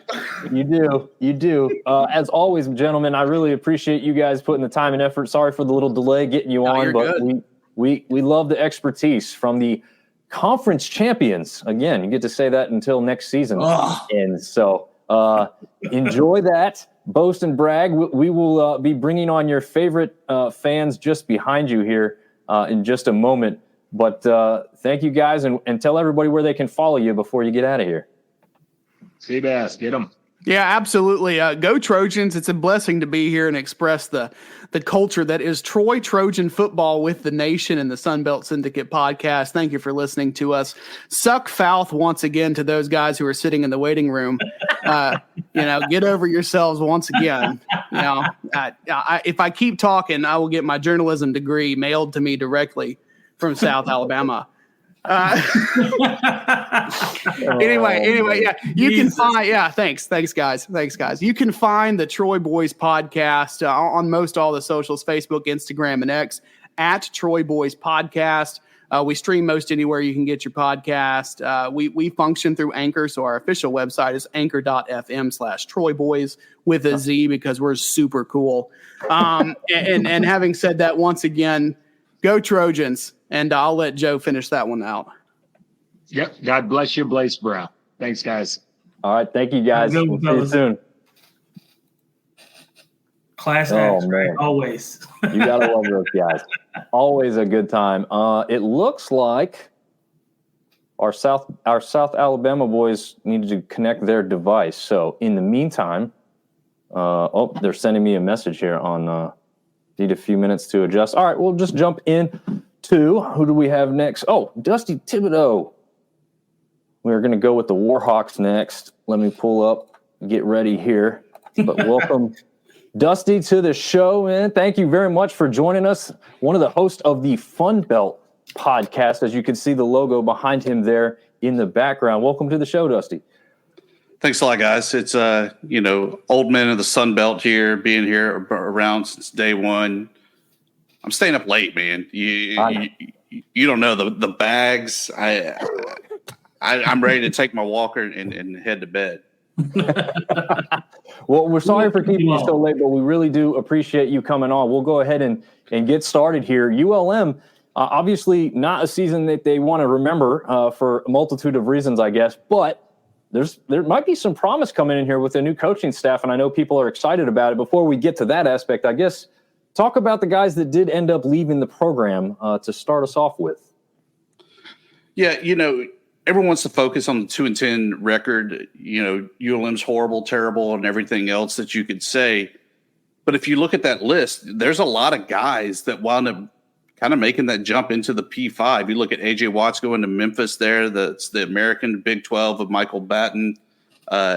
Max Harris makes the jump to San Marcos. I love some San Marcos, so I don't really blame him on that. But, there's been a lot of guys that have really moved on. I think this year that a name that we'll see in the draft overall that would have been a big impact player if he would have stuck around is Josh Newton, who wound up going to TCU, playing a big part of them getting to that national title game last year. That's the talent that ULM keeps losing time and time again, that really it's just frustrating to see them go off and succeed like they are, knowing that if they stuck it out, they ground it out there at ULM would not be in a 2-10 type situation. Yeah, absolutely. One name that I was really disappointed to see here on the second page is Bugs Mortimer. I just love that name, so it's disappointing to see him move on for that reason. But yeah, like you said, there's some names here that have gone on to some pretty big programs. So like you said, What about the kicker there? I mean, was that the starting kicker there, Derek McCormick? That was a starter. Missed the last 2 games of the year due to an injury, and that really hampered him. Where it just was. I mean, not to say that ULM was going to go in and really get the upset win at Ole Miss, or really once the season was kind of done and they fell behind, get that loss there at Lafayette. But it wasn't a fair fight when you can't really punt the ball to be able to flip the field when your offense stalls. You can't. You have to go for 6 every time. You can't even really position yourself to kick the field goal. I mean, PATs were even kind of a struggle there. So not really a fair fight there, and definitely a big loss there to lose Derek McCormick. Yeah, absolutely. In addition to that, you mentioned Bugs Mortimer. That's probably the biggest thing that ULM's had is, if nothing else on the Bayou, we have the names. I mean, we had Boogie Knight 2 years ago. We've had Bugs Mortimer.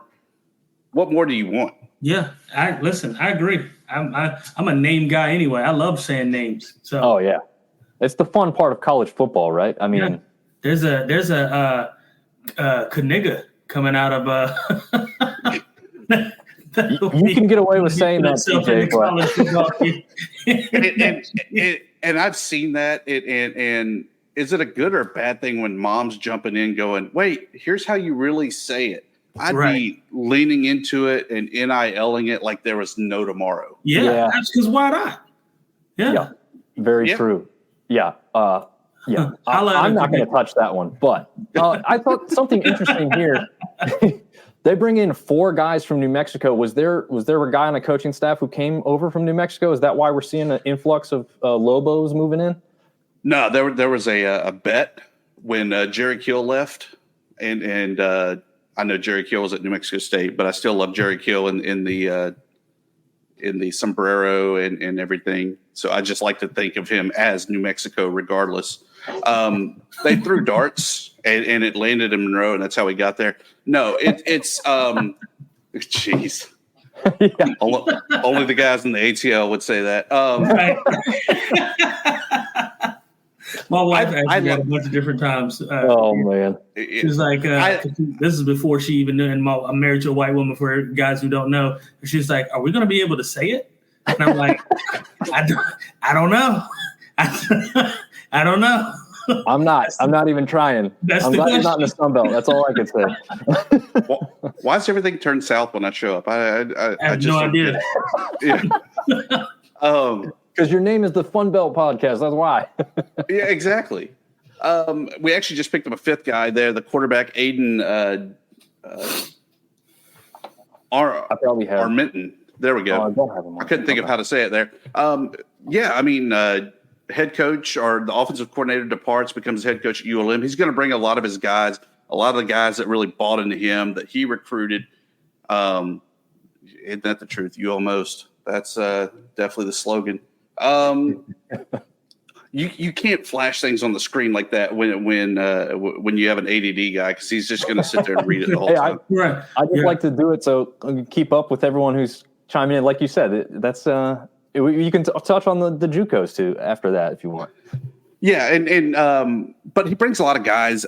I like that because there are guys that are going to be familiar with him, familiar with his terminology, and really try to establish that culture because they know what the expectations are. I mean, it's really, I don't want to say a cookie cutter from what was going on in Albuquerque, but it's going to be kind of cookie cutter moldish of what's going to be on the Bayou there under Bryant Vincent.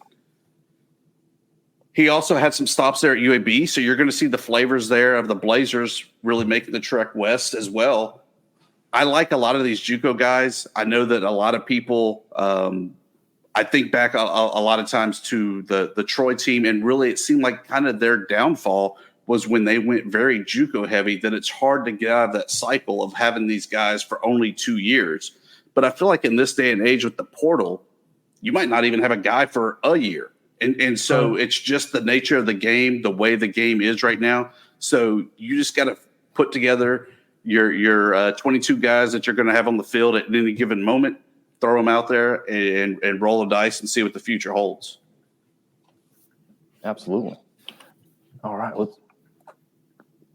So what about this high school class? There's a lot of guys in here that don't have stars beside their name, but maybe less in quality and more in quantity, just to see what this new coaching staff needs to build on. Is that maybe the thought process here, or is it just bring as many guys in and see who sticks? Or I don't know. This is just a large list of high school players coming in this signing class. Yeah, but if you look at it, the inverse of that, there were a lot of guys that portaled out. So even just to break even, you had to have a large number of guys coming in just to fill the roster. I really get excited, though, looking at these guys. One of the JUCO guys coming in, Jaden Hamlin, he was actually a 4-star by Rivals, the number 18 JUCO defensive lineman by 24/7. He's a playmaker. He had offers from LSU, Georgia. I don't even know the extent of why he slid to ULM, and I hate to say it that way, but that's the way it's always going to be when they go from a P5 and the top of the P5 into the G5. I like it, though. I'm anxious to kind of see what he can do on the field. Maybe I'm buying into the hype a little bit because we've all seen the guys that come in 4 or 5 stars, and you're like, how'd you even get a star? Maybe that's the case here. We'll find out in the spring. But for right now, highest rated recruit in the Sun Belt Conference there, Jaden Hamlin. Another guy that I really like, a local kid, and it's always good when you can land local kids. That's going to be Nate Green out of West Monroe, right across the river there from ULM. 6'5", 275, good guy at the tackle position. His brother's currently a tight end. Is that a good thing or a bad thing that they're hitting each other on the line? Who knows? But at least mom and dad get to go to one stadium and watch him there. He was originally committed to Louisiana Tech, so good to have him coming into the Fun Belt. Nice. Very nice.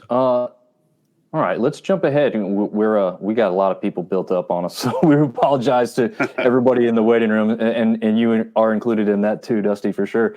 What is the early outlook? I mean, obviously, like we said, 2-10 overall last year. It can't be as bad, right? Well, it could be, but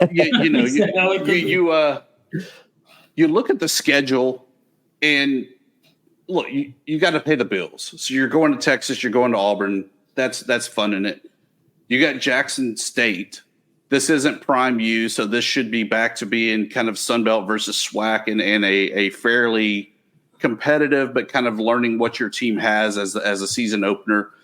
I like that UAB comes to Malone Stadium. I think that's going to be a pretty good game there as well. The crossover games, definitely tough where you have James Madison coming to Monroe, but then you have to travel to Marshall. The conference slate just doesn't really line up. I do like that we're in the West. I do feel that the West is going to be pretty wide open when you look at the amount of talent that Troy lost, that South Alabama lost.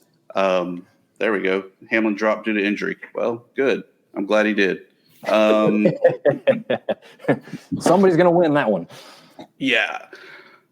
I think really kind of early on and until recently, I was very sold on Texas State being the team to beat in the West. But now it's like Arkansas State and then maybe everyone else just kind of falling into order.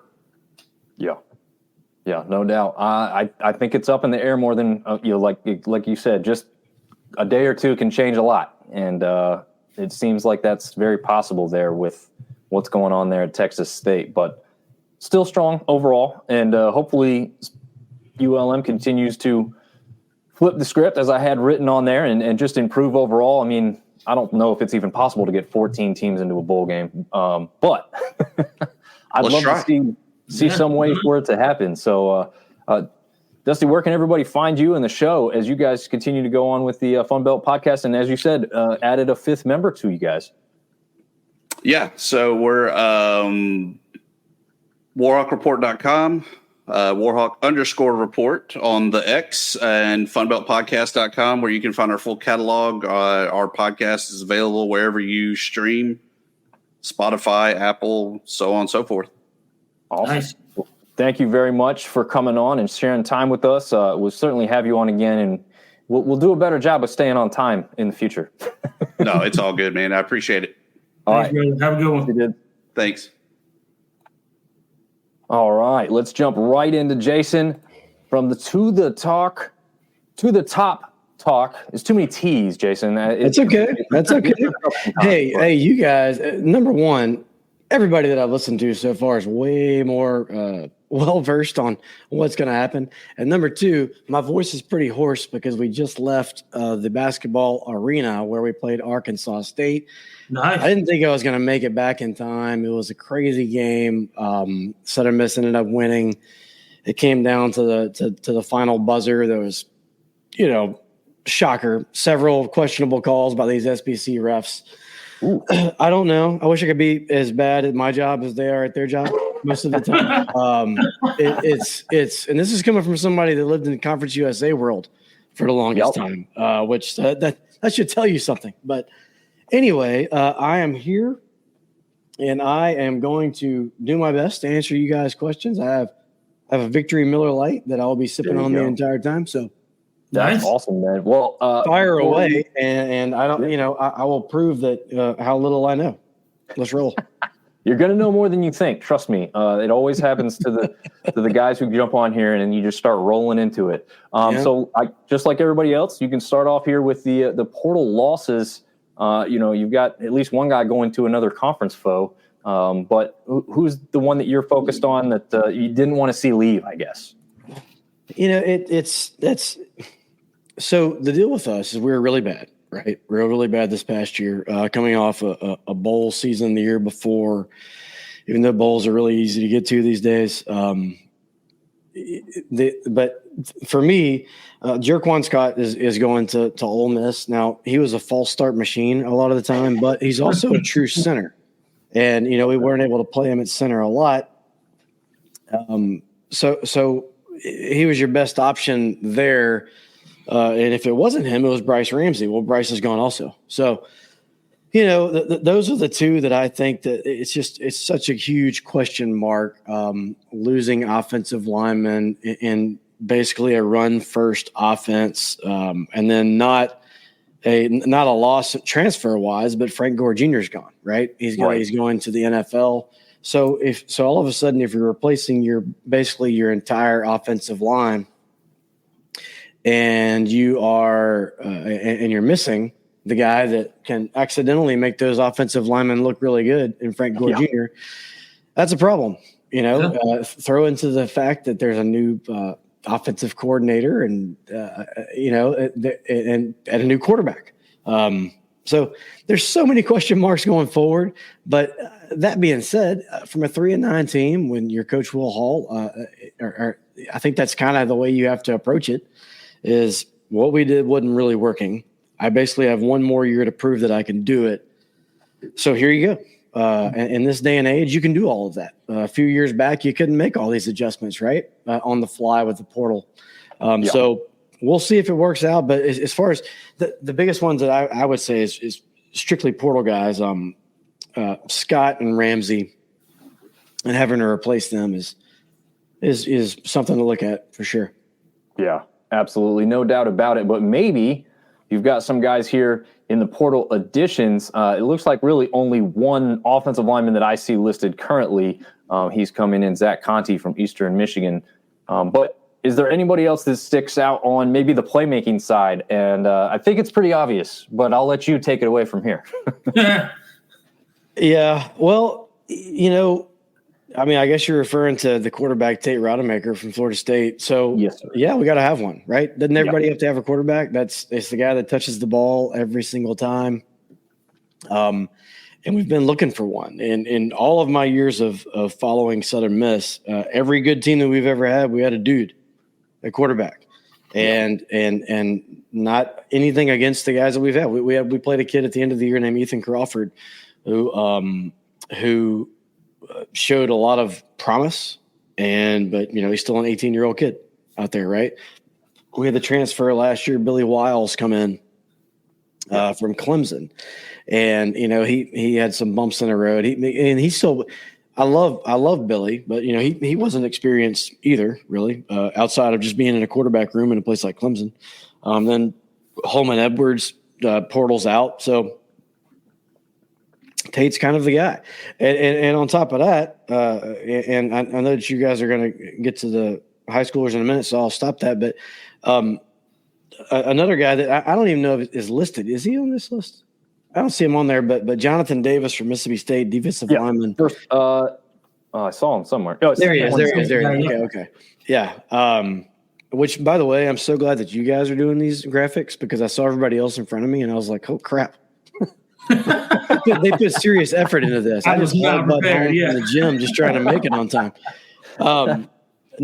So Jonathan Davis, he's a huge get. It's probably going to turn our defensive line into one of the best in the Sun Belt, be actually able to put some pressure on the quarterback. And so that is a huge get for sure. So out of that list right there, everybody's going to play. But the two that I would look at is hopefully Tate winning the job and then Jonathan Davis on the defensive line. Nice. Absolutely. I think it makes sense. You even grabbed Trey Pinckney from Coastal Carolina, a linebacker that's got a pretty good reputation in conference. So you got some experience there. As far as the high school class goes, like you said, you had something you were going to kind of lean into. So I'll let you kind of pick it back up with what you wanted to touch on there. Yeah. Well, the best high school get really is probably Port Gibson safety, Damian Miller, 6'3", 200, 4.4 speed, 38-inch vertical. Jeez.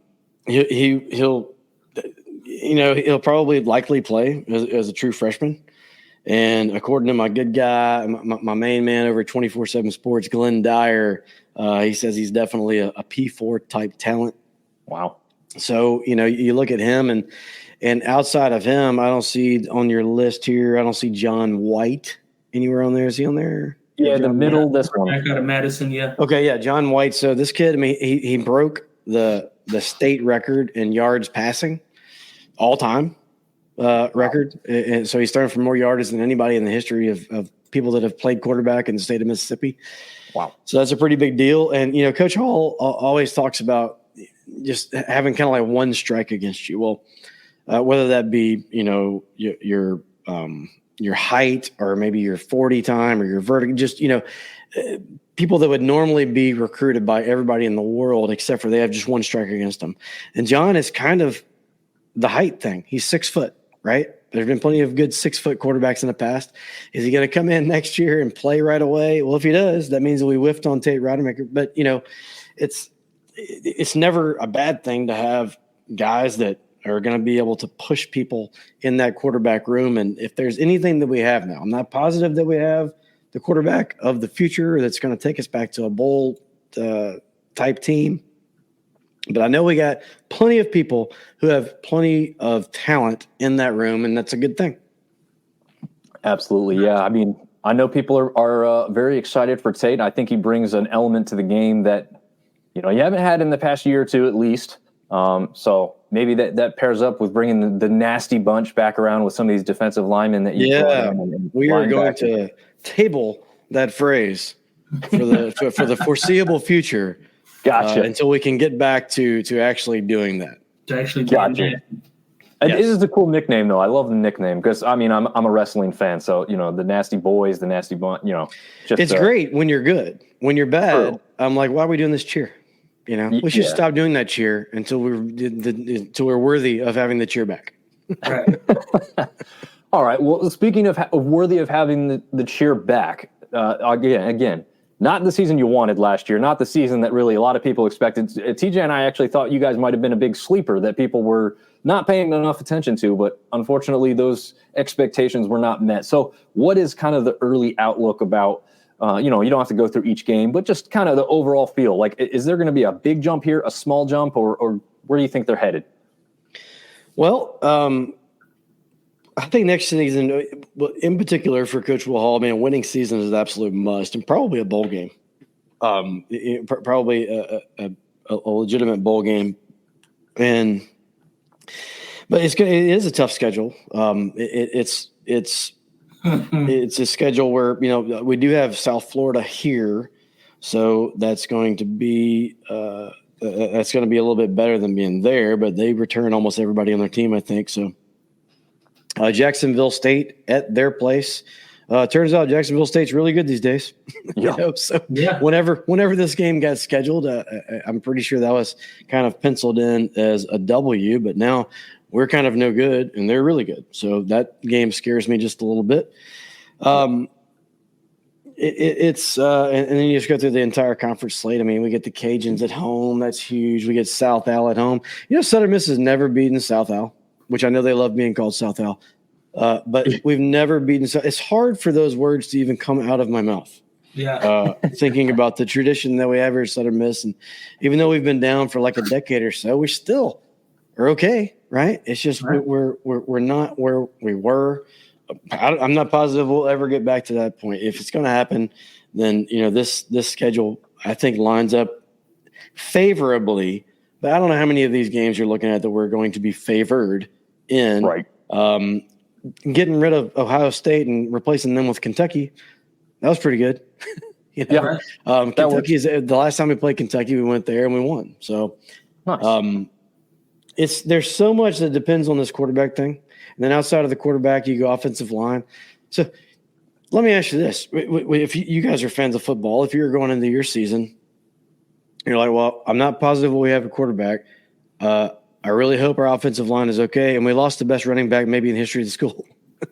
Those are three things that really temper my expectations for next season. Yeah. Which I guess they would temper anybody's, but it's make or break. And I do like a lot of these coaches that are on the staff. The new coaches that are coming in, Clay Bignell defensively, and then Chip Long offensively. They have to get it done immediately. So we'll see what. As far as a prediction, I don't really get in predictions. I do think that if we're to have the same coaching staff after next season, that at absolute minimum, you got to win 6. Yeah. And I'm not even sure that'll do it. So, yeah. Well, I'll give a range of 5 to 9. How about that? There you go. We'll broad stroke it. Yeah, there you go. That's all we're looking for. Hey, we just want to feel on it. But Jason, thank you very much for coming on, especially after going and enjoying the basketball victory there in Hattiesburg tonight. Where can people follow you and find the show at? Okay, you can follow me on Twitter at Bumper J Bailey, and then the show is To the Top Talk. Anywhere you get podcasts, we do have a new YouTube page. We're trying to drive some content towards that, getting into this video thing, doing live shows like you guys are doing right now. But it's To the Top Talk anywhere you go, and if you can't find it doing that, then call me and I'll tell you. Sounds good. Right. That sounds like a plan. Thank you very much, Jason, and we'll be in touch with you soon. Thanks, Jason. All right, guys. To the top. All right, let's get these guys, the Jags fans. They've been talked down on a little bit here lately, and I think they may be ready to join us and talk a little trash back.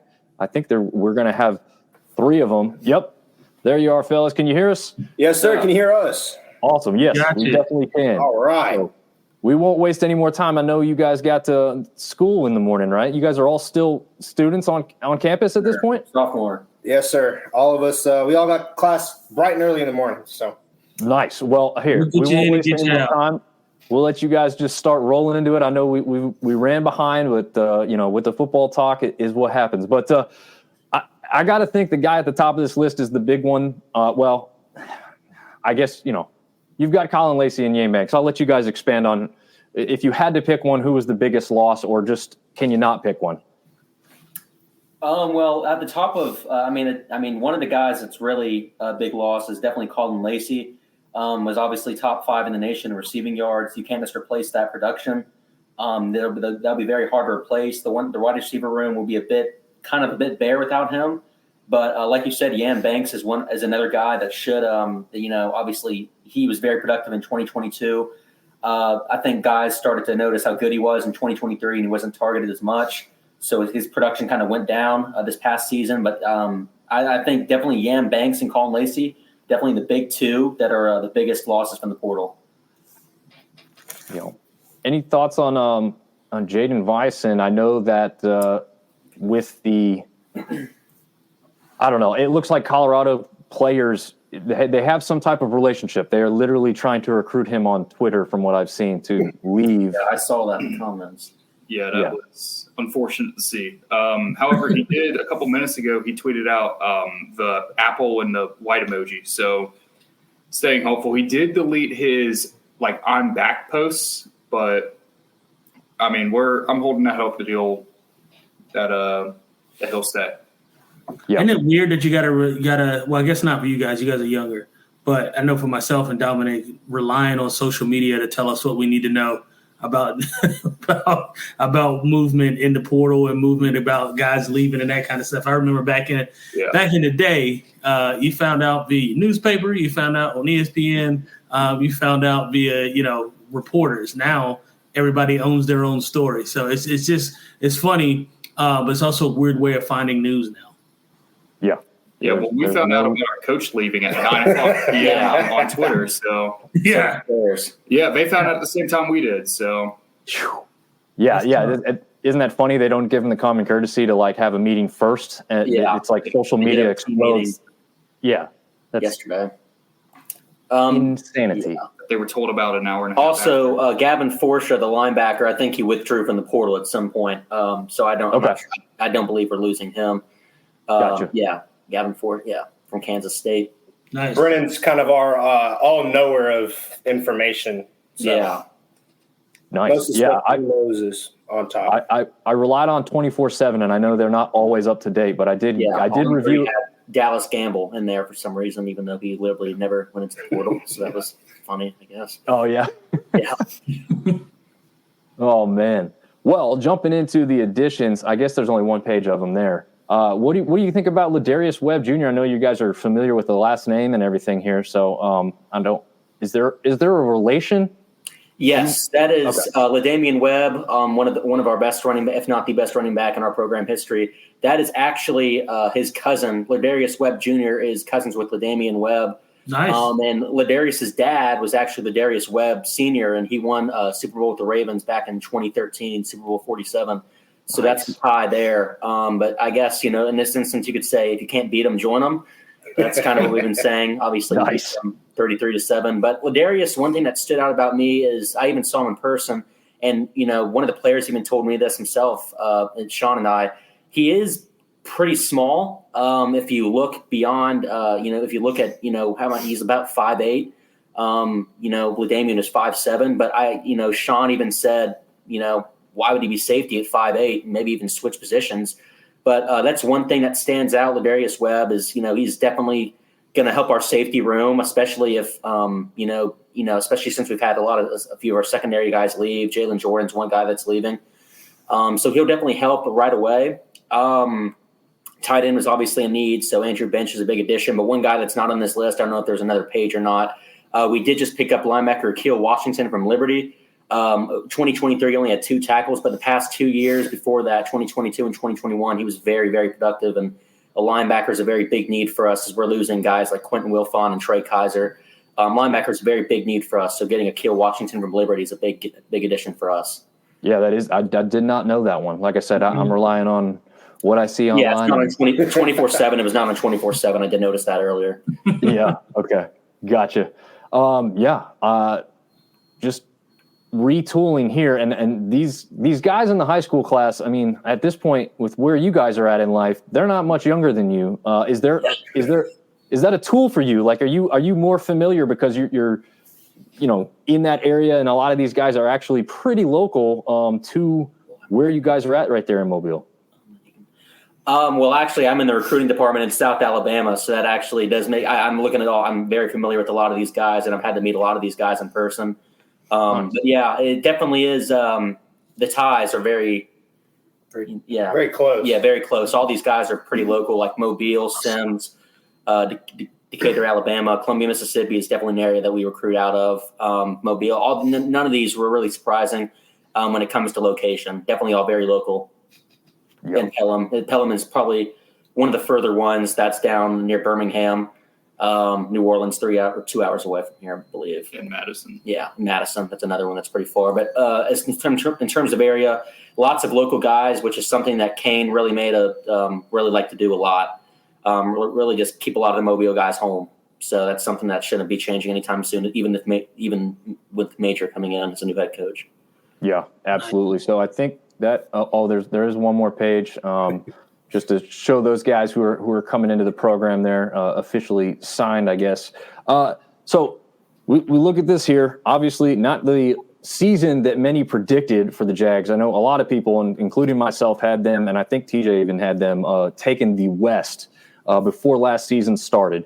They obviously had the offense at times. Looked like the defense struggled to be what many people thought they could be. Obviously, this question doesn't even include the most recent news, but you've now got a head coaching flip as well. So what are your guys' early expectations for next season? Do you kind of even excel on the field as much as the record would indicate, do you think? Or is it kind of one of those situations where the team probably improves, but the record may not greatly improve kind of thing? It's kind of hard to say at this moment. I think we're definitely losing a lot of key guys, especially defensively. I think offensively, having Gio Lopez plus our running back room, I think offense should be all right. But it's really just going to be a matter of, with this 30-day portal window, we'll see what happens there. There's still a lot of things that can and will change. But for now, I'd say obviously expectations are not as high as what they were last year. Last year, I guess this might have been a little bit delusional, but I had us going like 10-2, 11-1. Right now, I'm kind of floating around that 6-6 range. So I think, especially in Major's first year as the head coach, I think a bowl game would be it would be a pretty good thing to expect. Mm-hmm. Yeah.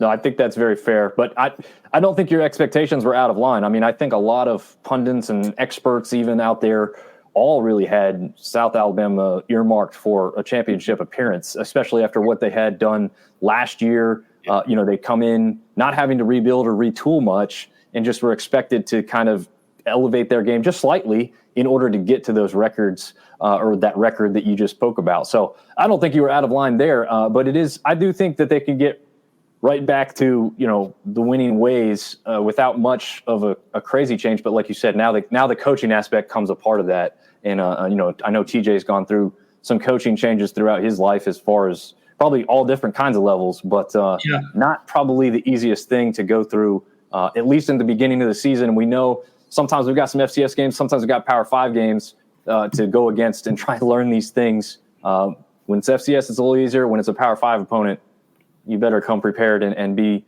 totally prepped and ready for games like that one. But, we appreciate you guys coming on. I know we kept you later than we had intended initially. Anything you guys want to follow up with, obviously tell the people where to follow you. A plethora of information, especially for as young as you guys are. So we really appreciate you sharing all that with us tonight. Yep. Yes, sir. Thank you. One last thing we wanted to mention. Yep. We are still looking for we're still looking for 5 position coaches and an offensive coordinator. And an offensive coordinator possibly. So there's a lot more coaching changes still to come. Yeah, Major Applewhite was our offensive coordinator, and I'd assume within the next maybe 2 days, even tomorrow, we'll probably say something about whether or not he's going to be the offensive coordinator or if he'll be looking for someone else, but I'd assume that he probably goes the route of looking for someone new. And it is also reasonable to speculate that we could also bring in a co-defensive coordinator. I don't see that as a huge likelihood, but it's still possible. Mm-hmm. Yeah, no, that makes sense. Information to know. Certainly familiar with Major Applewhite, that's for sure. Yeah. Yep. So absolutely. Starts now. Yep. Yeah. So guys, mention quickly where everyone can find you and continue the journey with South Alabama football. Yeah, y'all can find us on Spotify and on iHeartRadio. Both of those will be on at Jag Nation Radio. So you can find us. That's our Twitter handle. That's every handle in the book. So if you go there, you'll find us. And if you want to follow me personally, it's at Jags Football Guy. There you go. All right, guys. We appreciate it very much. Thank you for coming on. We'll have to do it again sometime soon. Yes, sir. Awesome. Thank you, guys. See you guys. Good night. All right. So we got through that one, and those guys, a little camera trouble, but definitely knew their stuff there. And yeah, absolutely. Impressed. speaking of someone that knows their stuff, we've got Kara Richey in the background, big-time Arkansas State fan, and I'm just going to call her an expert because I've heard her speak plenty of times in the past, specifically on the Black and Gold podcast when she was a featured guest. Really knows her stuff. Welcome to the show, Kara. Sorry for the long delay. All good. I know once you get started talking about something you're passionate about, that sometimes the conversations end up lasting a little bit longer than maybe you initially planned. So yes. I totally get it. No worries at all. And thanks for the invite. Yeah, absolutely. In a good way, you got to watch probably the entirety of the basketball game without any problem. Yeah, we're going to call it a good way.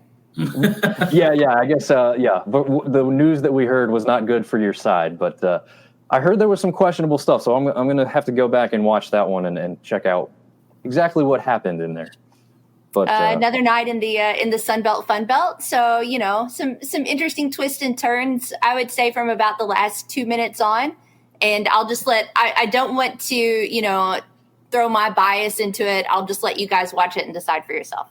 Sounds like a plan. Yeah, definitely we'll have to do that before the show on Friday. So we will jump into the football talk. As you said, the passionate stuff that we really love. Basketball is seemingly secondary in the Sun Belt, but we know football is king. So talk to us a little bit about who you guys didn't want to lose, I guess, to start off with. Well, I'll be honest with you. The portal, at least this round of it, was not too detrimental to Arkansas State. When you're talking about significant losses to the portal, you're really just looking at Javonte Mackey, who came in and started every single game this season for A-State at linebacker until he entered the portal and then therefore did not get to go on the bowl trip because he had already pieced out. Statistically, I mean, that's it. Gavin Potter had some really good reps backing up. Some of these guys at linebacker, he primarily played the backup at the mic. So he played, and actually his snaps started to taper off at the end of the season. Jackson Daly was a backup quarterback. He started game 3 of the season, but then after that, they handed over the reins to Jalen Rayner. That went very, very well. So you're going to miss him for depth, for leadership. You're going to miss Mike Sharp for depth, but he was probably about 4th or 5th on the running back pecking order. Ashton Rustmeyer was probably about 3rd at his spot on the interior of the defensive line, and we never really got to know Christian Hunt at all. So when you're looking at, significant departures, you're kind of only looking at Javonte Mackey. He was the only starter that hit the portal. So again, you're kind of crossing your fingers if you're an A-State fan, because we know there's a whole nother round of this coming up in the spring, and we know how crazy and quickly things can change in this league in college football. Yeah.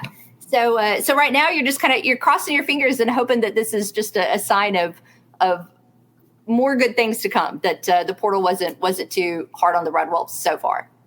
Yeah, absolutely. And I know that Butch Jones has had a lot of success really in the recruiting department as far as, well thought of classes coming in. Maybe they don't always translate as we've seen, but after a rough start, a great finish really to the season. You're finding the quarterback of the future for sure. Where are you seeing people excited as far as the additions from the portal thus far?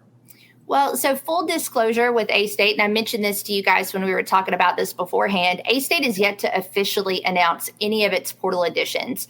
Last year, A-State announced, a couple of those, and after the initial signing day, you had another guy that decided to hop back in the portal. So Jones just decided this year you would wait until everybody was on campus, everybody was fully committed, and I am assuming we'll get the official list, I guess, the February signing day is when they'll announce any new additions, from the high school ranks or all the portal additions. So it might still be a couple of weeks. From the list that I have seen, it looks like you guys have, on the screen, you have everything mostly correct. I'm not sure. I've heard some other names, and I'm trying to remember who's public and who's private, because I certainly don't want to take that news from a player and say, oh, so-and-so is coming to A-State and they haven't publicly announced yet. So we're going to go with the list that's on the screen and talk about these portal additions. Obviously, the most intriguing portal addition is Malik Hornsby from Texas State. Because, he's a familiar name in the Sun Belt. backing up Finley last year at Texas State. He's a familiar name in the state of Arkansas because that's where he started his career, was with the Razorbacks as a backup quarterback there and playing backup to KJ Jefferson. But, left Arkansas after a couple of years, went to Texas State, played a little bit at the beginning of the season, didn't really get on the field much after that. And then I do know that A-State went and recruited him after he left Arkansas, but ultimately he went and joined that Texas State roster. But the fascinating thing, of course, is that he's going to go through a position switch.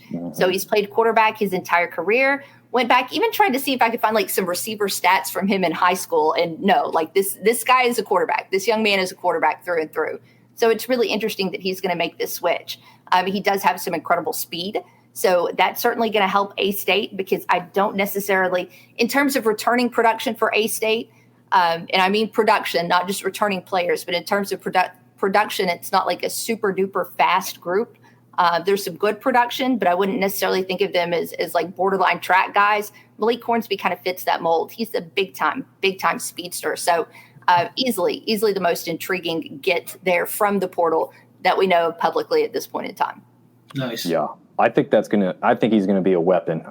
TJ himself was a quarterback who transitioned to wide receiver, so he's obviously got plenty of experience. And then the great Armonte Edwards from App State, as everyone knows, famously transitioned from a quarterback to a wide receiver at the top level of the sport.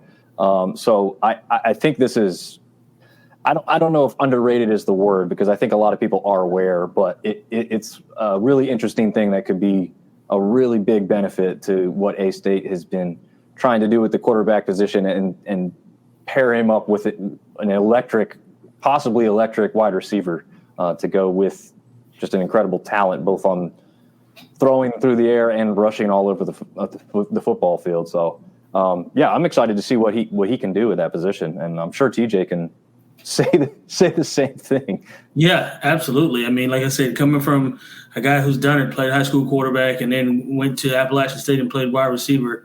Being an athlete certainly helps with that transition. So I'm excited. I mean, and again, the speed aspect of it, assuming, because there's more to it obviously than just speed, right? But assuming he has the abilities in terms of catching the ball, running the right routes, from a quarterback perspective, he knows the offense or can pick it up pretty quickly. I think this could be a huge get. I certainly hope so. There's A-State returns a ton of production on offense, but there are going to be some catches up for grabs because Jeff Foreman departed. And he had a really good career at A-State, departed due to graduation, and he finished with a little over 500 yards this season, 3 or 4 touchdowns, I think. So not a ton of catches up for grabs, but there are some. So you need somebody to be able to come in and step in that role, and that could potentially be Hornsby or perhaps one of the young players stepping up. As far as any of the other portal guys that kind of get my attention, if I could speak it into existence, I would have Jordan Mahoney and or Kyle Taylor be the most important impact additions, just because those are positions where A-State needs help. There's not as much returning production on defense as there is on offense. And the secondary was hit probably the hardest of any position due to graduation. So, if you could have Mahoney come in and fit in well after the 3 years that he spent at UMass, or if you can have Kyle Taylor come in and add some depth there at linebacker, those would both be great. So I'm kind of going to manifest that for A-State. That's the goal. There you go. Yeah, I like it. So, the signing class, as we said, or as you noted, it contains a lot of 3 stars, but we know that still these ones are also not, officially official as of yet. But who's the guy that's making a lot of noise that you've heard a lot about? I mean, got a Josh Flowers from Mobile, Alabama as a quarterback.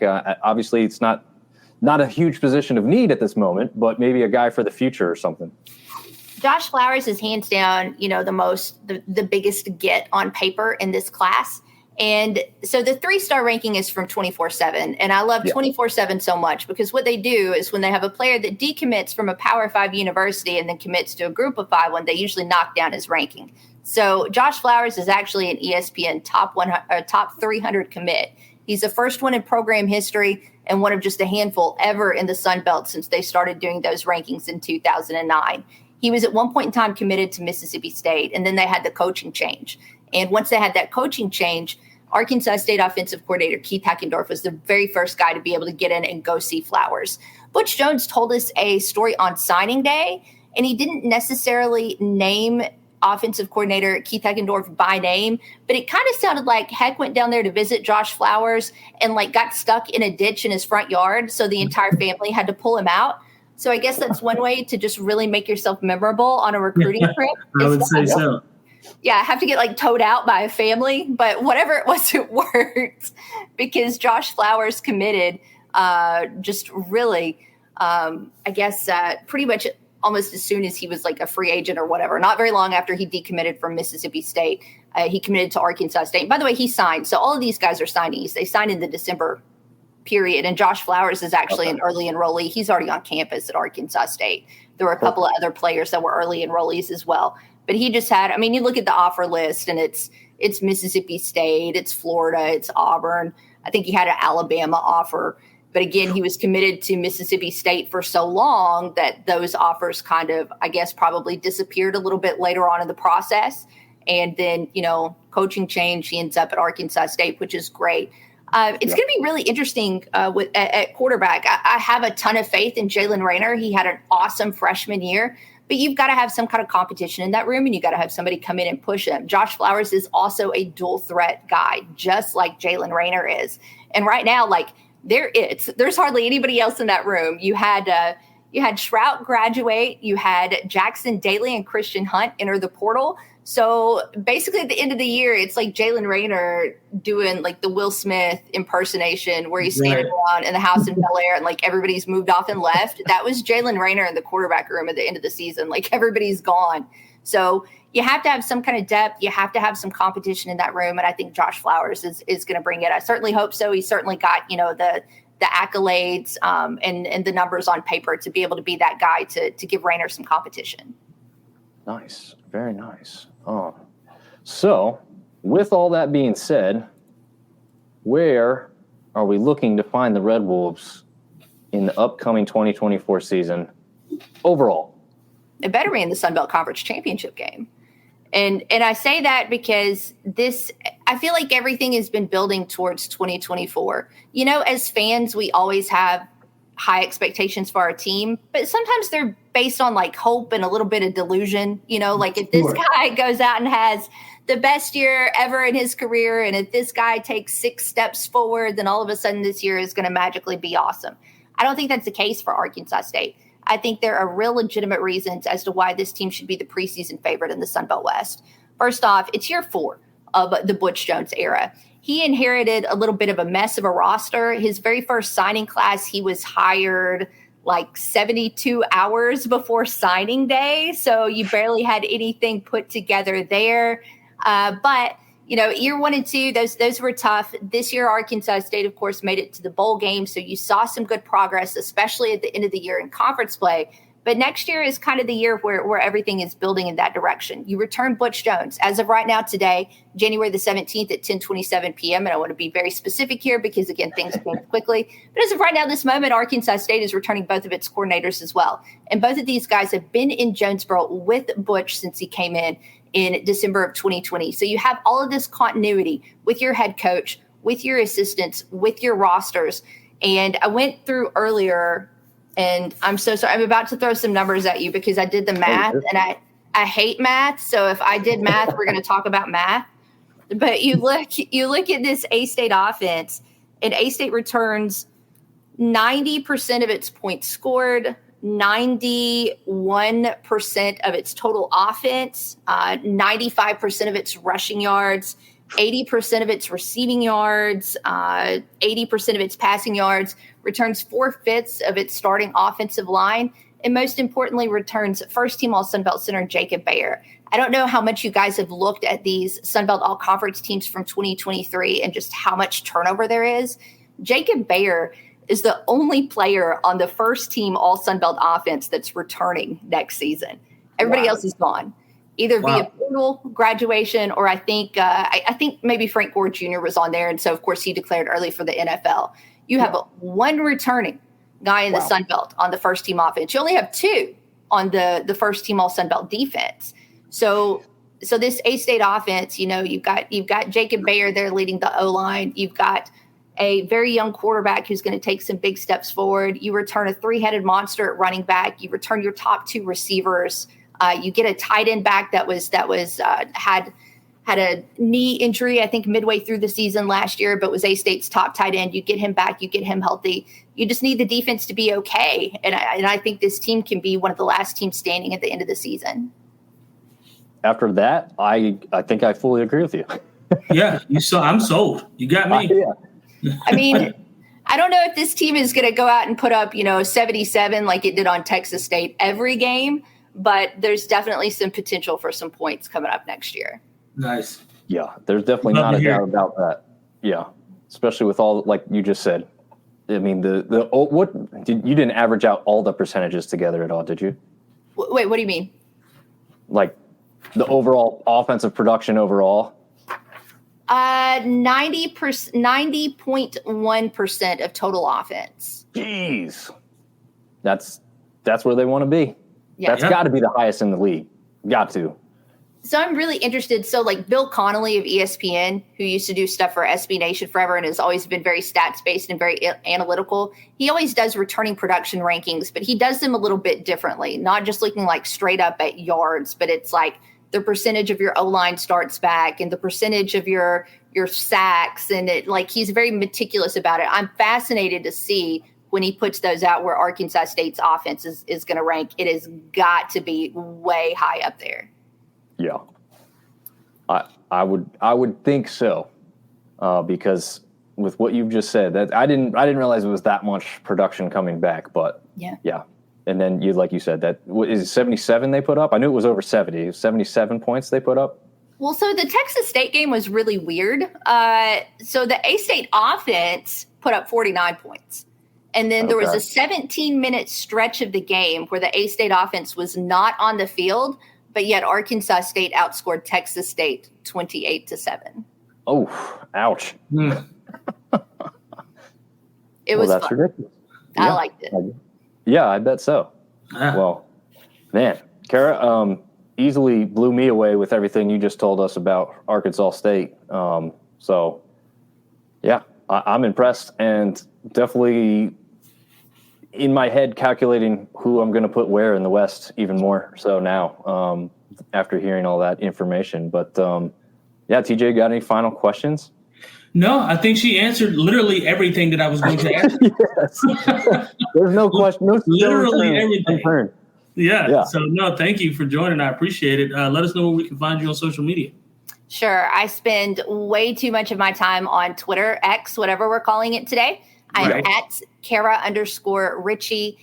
So I just yell at me, send a DM, whatever. So that's where to find me on social media. I'm also on air Monday through Friday, noon to 2 Central Time on the Ticket Radio Network in Jonesboro. So that's at 95.3theticket.com to stream there. And then I do some stuff on Arkansas State football game days, but that's, about 7.5 months in the future. So if we do another one of these before the season, I'll throw out all those notes then. Nice. Well, we're definitely having you back on after this. Absolutely. Encyclopedia we were just given on Arkansas State. This wealth of knowledge. Yeah. I could tell she didn't even look at notes until she looked at the numbers. She's just going off the top of her head. You can tell she does this for a living on the radio because it's clear professionalism at its finest. So thank you very much, Kara. We really, really appreciate all the insight you just gave us, and be sure to follow her on Twitter.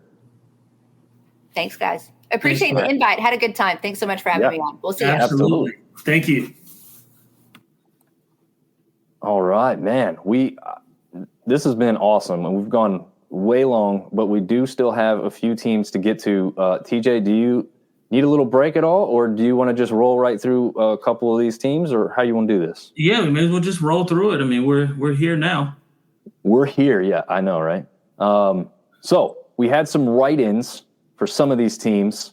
So we'll start with the Old Dominion Monarchs. We had, Mike from the Monarchs write us a big write-up, so we'll go through this.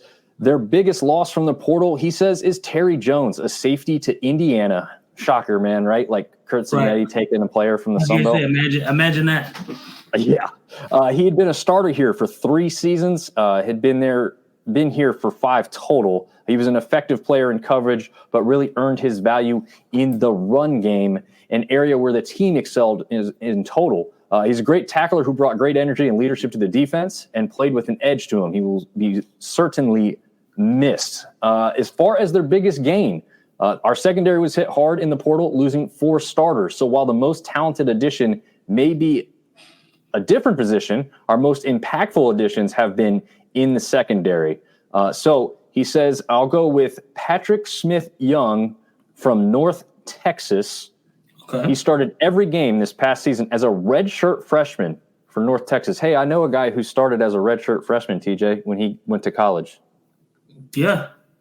I think I'm looking at him at the camera right now. Well, actually, I wasn't a redshirt. I was a true freshman. Oh, yeah, I guess that, yeah. I was thinking, oh, okay, you got me. Jock Roman was a redshirt freshman who started every game. Yeah. Okay. So he started every game as a productive player, finishing with 77 tackles, 2 passes defended, and 1 forced fumble. Getting a guy that could start at this level very early in their career is a major boost to a unit that needs to replace a lot of talent fast. Honorable mention is Bryce Duke, the running back from Virginia Tech. They got to like that one too, right? Yeah, you have to. Stealing from a Power 5 guy there. The high school signee with the most promise or expectation coming in. He said this one was tough, but he had to go with wide receiver Keyshawn Mister, who had multiple Power 5 offers, including Maryland and Boston College. He sits at 6'2", 180 pounds. He has the size and speed to contribute immediately. A quick outlook towards 2024. Next year's success will hinge hugely on how well the offensive line does in pass protection. This was a major problem. In 2023, we led the country in sacks allowed, limiting our offensive success rate. And granted, sacks are a team stat, but the QB needs to make quicker progressions, and wide receiver need to make better decisions in this option route offense. If the O-line can become just mediocre in pass blocking in year 2 of this offense, it's the year that typically makes the biggest jump. Our pass game and running game should see big improvement, lowering the amount of time our defense is on the field, another stat we did poorly in, and theoretically scoring more, taking pressure off the defense. If they can shore up the O-line, they have the ability to take another step in 2024, but that's a big if at this juncture, and we are currently in a wait-and-see mode as far as that is concerned. Now, my question to them was going to be, is Grant Wilson QB1? I mean, we saw some moments and some times where he really was clearly their number 1 option last year, but, do they have somebody that they've brought in now that they, even a young guy that they might think has a chance with, they are in a hotbed of recruiting there in that Virginia Beach area, as you know pretty well. Did you play with anybody from the Virginia Beach area? No, not on my team. We didn't have anybody from Virginia. We had a couple guys from Virginia, but not from the Virginia Beach area. And really the guys that we had most of the guys that played that were starters on our team were either from North Carolina or, basically South. Georgia, Florida, South Carolina, couple guys from Texas, but really North Carolina, South Carolina, Georgia, Florida. Yeah. Makes sense. I just didn't know if you had remembered anybody that you might have played with from that area. David wants to, does Indiana have any players not from the Sun Belt this season? It doesn't feel like it. I'll tell you that. Right. Definitely does not feel like it at all. So Texas State, we had a write-in submission from Brant Freeman. So I want to get to that. He's got a great write-up on Texas State and the portal there. I'll get this on this other screen so I can control this. The toughest loss from the portal is definitely TJ Finley. That was pretty surprising just the other day. He's a record-setting QB for what was a renaissance season, perhaps a corner-turning year for Texas State football. Easily the best season a Bobcat quarterback has had at the FBS level since the era began in 2012. And one of the best individual seasons ever at the game's most critical position. The loss of wide receiver Ashton Hawkins is another huge blow to the offense. Interestingly enough, Hawkins entered the portal last year, but ultimately elected to return under the new coaching staff and was a key part behind Texas State's huge offensive turnaround just this season. He's been a playmaker for a number of seasons and an established figure with the program, so the loss of Hawkins is huge. TJ, I mean, that's just a tandem that is going to really hurt them going into next season. As we've had Ishmael Mahdi on the show, but those are two weapons that helped open his game up. How much of a factor do you believe that'll play into Texas State next year? Yeah, I mean, it's going to be huge because, I mean, first of all, TJ Finley in love with the guys from a football perspective. I mean, he can make any throw on the field. He's not your run type, but he reminds me a lot of Byron Leftwich, who's kind of liking him to him when he played at Marshall way back in the day. But he certainly can make every throw. He's a big guy, sturdy, seemingly stays healthy a lot. And I that's going to be a huge loss. Yeah, absolutely. We got Captain America asking where Artie Cat is. Yeah, we haven't seen Artie Cat, and his team's up.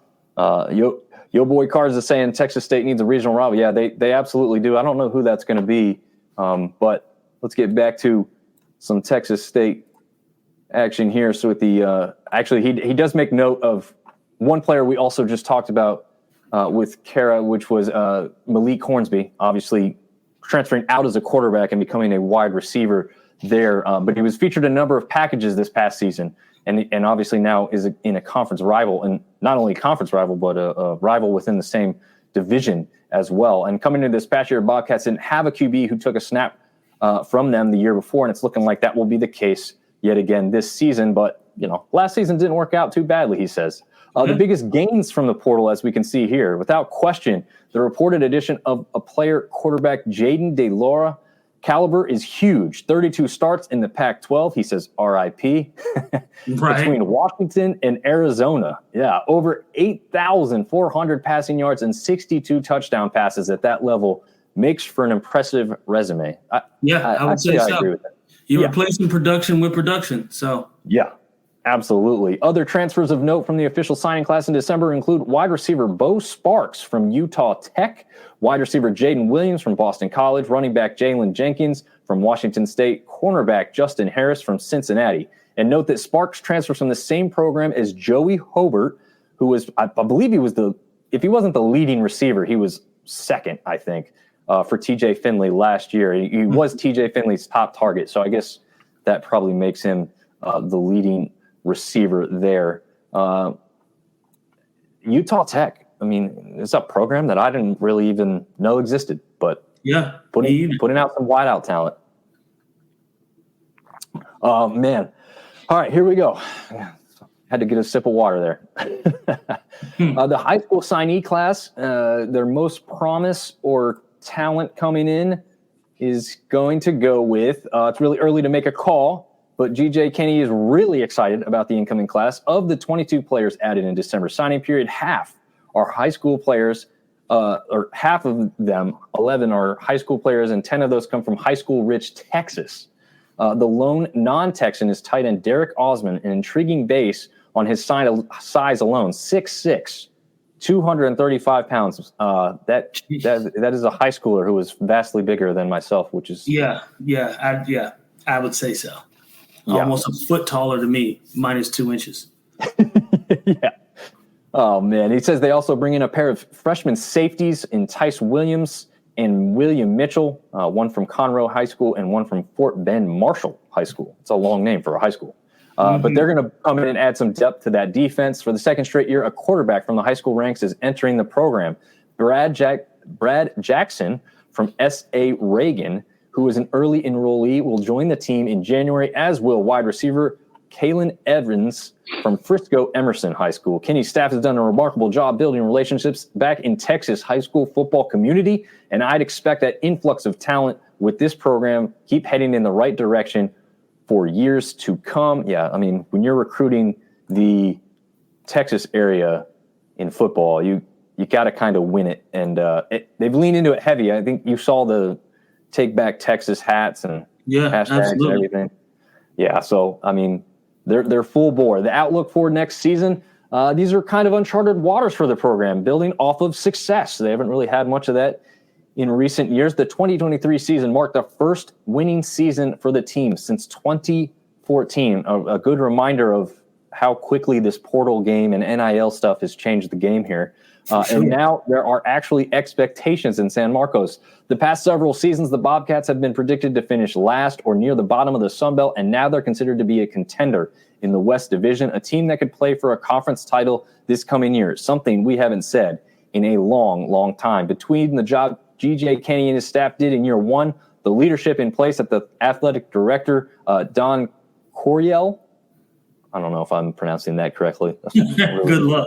It's about the second time I've read it, so I don't have it coming out real smooth. The university president, Kelly Danfus, the optimism surrounding this program has never been higher, and I'd say the prospects look good for the team again next year. TJ, I think we'd both pretty much agree with that. Yeah, 100%. Yeah. So in closing, he says, while the losses of Finley, Hawkins, and linebacker Brian Holloway, who was the MVP in their bowl game, also the defensive end, I think just today, or was it yesterday, defensive end Jordan Revels and safety Sean Holton and others will be felt. A number of key players are returning, including our favorite guest so far, Ishmael Mahdi. The schedule is also friendly. 7 home games with only 1 non-conference game away from home, being in NRG Stadium in Houston, where they'll play against Sam Houston State, so another in-state school. And it's a short 3-hour drive for the Bobcats fans. We know that that's not a big deal. They traveled in great numbers to go see the victory over Rice at SMU Stadium. So no big deal for Texas State to do the travel aspect there. There no longer seems to be a sense of pessimism from the fan base. It's off the chart optimism. And I think we've seen that with everything we've come out with Texas State. He says that's translated into more donations, NIL contributions, and higher attendance level. Texas State is officially on the map, and now we're looking to make a permanent residence here. They're in the state to do it, right? That is a fact. And Texas high school football, that's there's no shortage of recruiting. That's for sure. There's not enough colleges in Texas to go around for the high schools, for sure. Yeah. So one thing we didn't ever hear from the Strut podcast, but there is an understanding there. They had already had a show scheduled, and they were talking to their president of the university. So they probably took a little precedent over us. They were going to try and get me something. I would say so. Yeah, it didn't quite work out, but hey, we can cover this one pretty good. We've been aware of this team. I would say it's pretty obvious that their biggest loss to me is quarterback Grayson McCall going to NC State. I don't know. What about CJ Beasley? I mean, he's a big loss to them as well, and so is Jared Brown at the wide receiver position to South Carolina, I guess. Yeah, I mean, I would say certainly CJ Beasley just because of the style of offense that they were running. I mean, they didn't throw the ball a ton. So it's one of those, one of those situations where, and then going to, Georgia State certainly hurts, a team that Coastal has struggled with in the past. So, I see CJ Beasley being a huge loss, but certainly not as big of a loss as a Grayson McCall. Yeah, absolutely. And Captain America, TJ, he started to get in a little coaching with his son, right? Nothing crazy yet. Yeah, I coach flag football, 6-7-year-olds. I'll coach essentially my son until probably middle school, high school, maybe high school. I don't know. We'll see. But right now, just getting my feet wet. Till he takes a Sunbelt job. Right. Well, the goal growing up was always to be, right out of college, to be an offensive coordinator. I know, I have the mental capacity to do it. Just not ready to take the step back and pay cut. Yeah, really, right? I mean, it's either you love it and you do it for that, or you don't, because the money's not quite there. And it feels like some of those guys have to put in a lot of time at places they may not want to be to get where they want to be in the end. Sure. And that's one thing that I don't like when people say, well, those coaches get paid outrageous money. It's like, yeah, but you know how many years they got paid nothing? I was going to say, how long they were coffee and Aaron boys? Yep. And putting in 80 hours and getting paid for 20, it's right. Sometimes they see only the end success and they don't see all the stuff that was put in up front. But for sure. So they lose Grayson McCall, but they do add a quarterback from a Power 5 program in Michigan State. To me, this is easily the biggest add, although they do also add a pretty big offensive lineman from Texas as well. So a great pairing, I guess, when you want to rebuild an offense, right? Absolutely. Not familiar with Noah Kim, but again, coming from a Power 5, I struggle a lot of times when guys come from P5s, or I guess now in this case P4. Because we had some guys that come to us from, specifically I can think of a defensive end that came from LSU who we thought was going to come in and make a ton of noise. He barely saw the field. So I struggle with it. Obviously, replacing Grayson McCall is going to be huge for them. They need to. And Noah Kim hopefully can fill that void, or if you don't like Coastal, not hopefully. But, I'm kind of in a wait and see mode when it comes to this kind of stuff, because I'm always like, are we sure? Just because, the name says Michigan State doesn't mean that they're Michigan State or P4, in this case, P4 material. So I don't know. I leave with that. Not to sound like a pessimist. We hope, obviously, everybody that all the portal additions for every team is good. But, there are some instances where everybody won't pan out, and that's just reality. Yeah, no, that's absolutely true. We got our College Football Dogs editor saying he's live from Las Vegas. Yeah, well, we're not having as much fun here, but it is still a good time. Yeah, absolutely. Going a little long. I know, TJ's trying to recover from the wisdom teeth thing, so he's probably dying over there. But I promise TJ. All good, brother. I'm going to have me a bowl of ice cream to reduce the swelling here in a little while, and I'm going to go to bed. Yeah, that's the one thing I'm missing. I just enjoyed the beer because I don't have any ice cream at the house. Right. I did when I had the wisdom teeth too, but that was a favorite little, that or a Chick-fil-A milkshake. No free ads, but a Chick-fil-A milkshake. A little ribbing there from Yo Boy Cars, because the last time they found themselves in a conference, well, it wasn't the last time. I guess they made it against Troy's, but they never played the conference championship game against the Ragin' Cajuns. Speaking of high school signees, I mean, they did keep a guy there locally from Myrtle Beach. They've also got a guy from Valdosta State, but Valdosta, Georgia, which we know is talent or rich in talent. Sure. I know the guys that played at Valdosta State. Yeah. I mean, that's one of those teams that's like expected to make the playoffs and probably even the championship like almost every year anyway. So, they look like they really upped their recruiting game in the Texas and Florida area.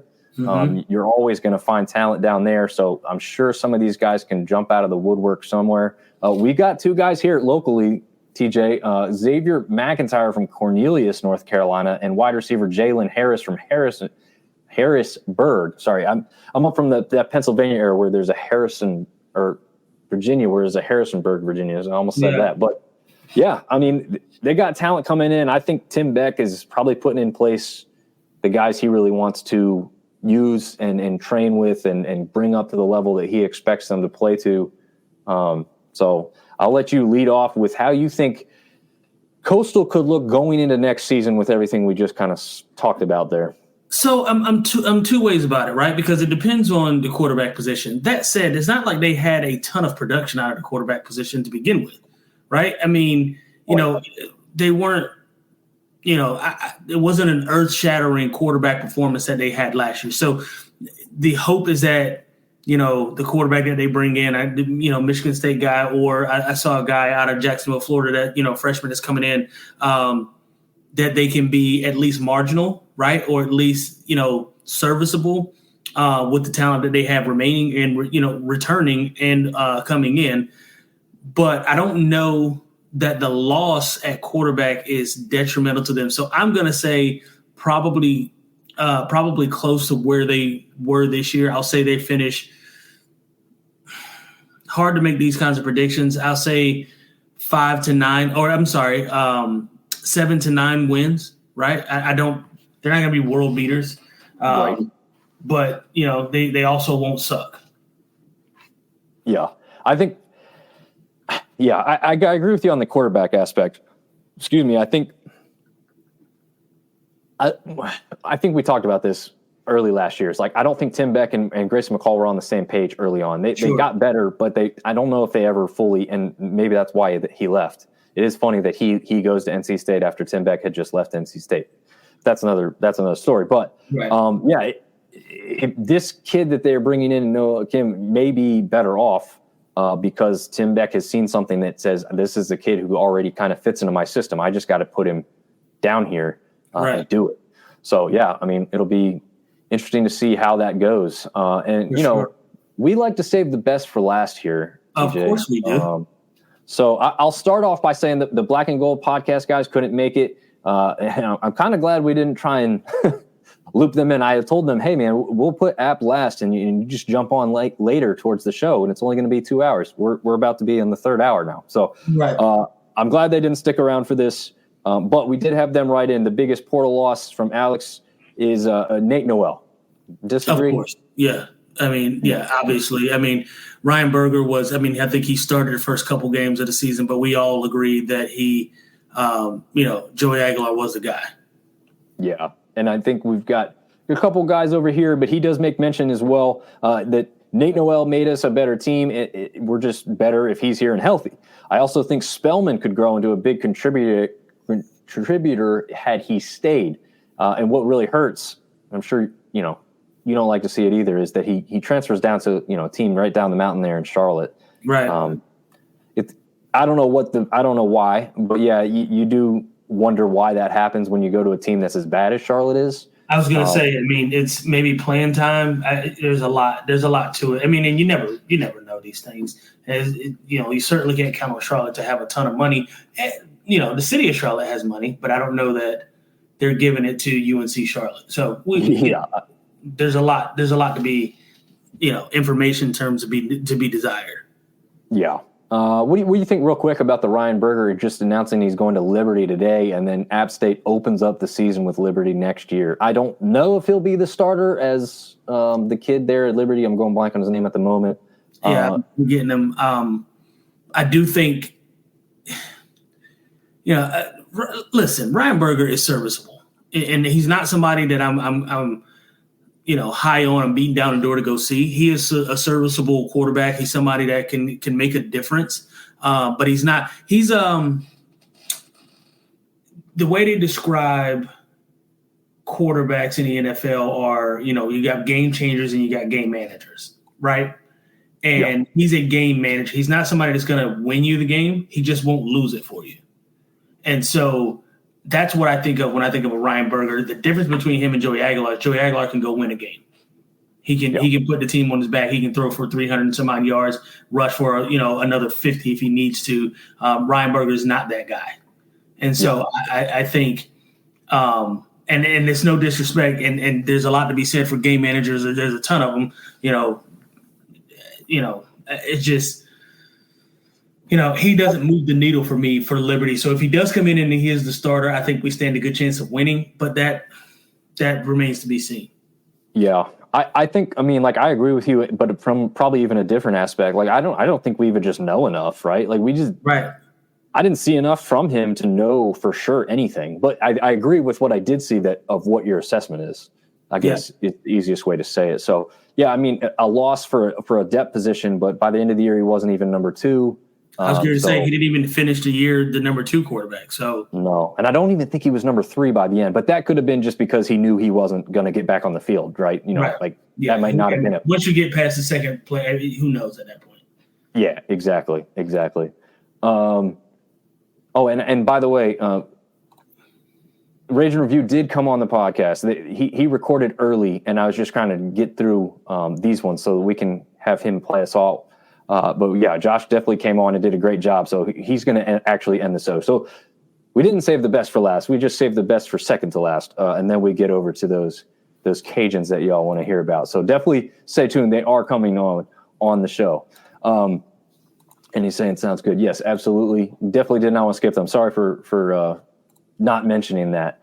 As far as the portal additions, Alex says this is tough. It's almost a 3-way tie. I'll say Miles Farmer, followed closely by the kid from Valdosta and Chambers from NC Central. You could make a case they're all vital, especially replacing Helms at the center position.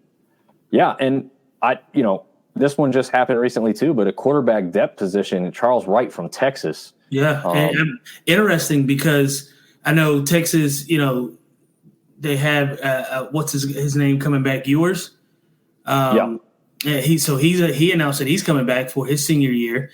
And then they have Manning, who's his backup. So Charles Wright would probably have never seen the field anyway, depending on how good, the Manning kid is. So that said, we don't know how good Charles is. So there's a lot to be said for, him coming in to at least add depth to our QB room. But, we'll see.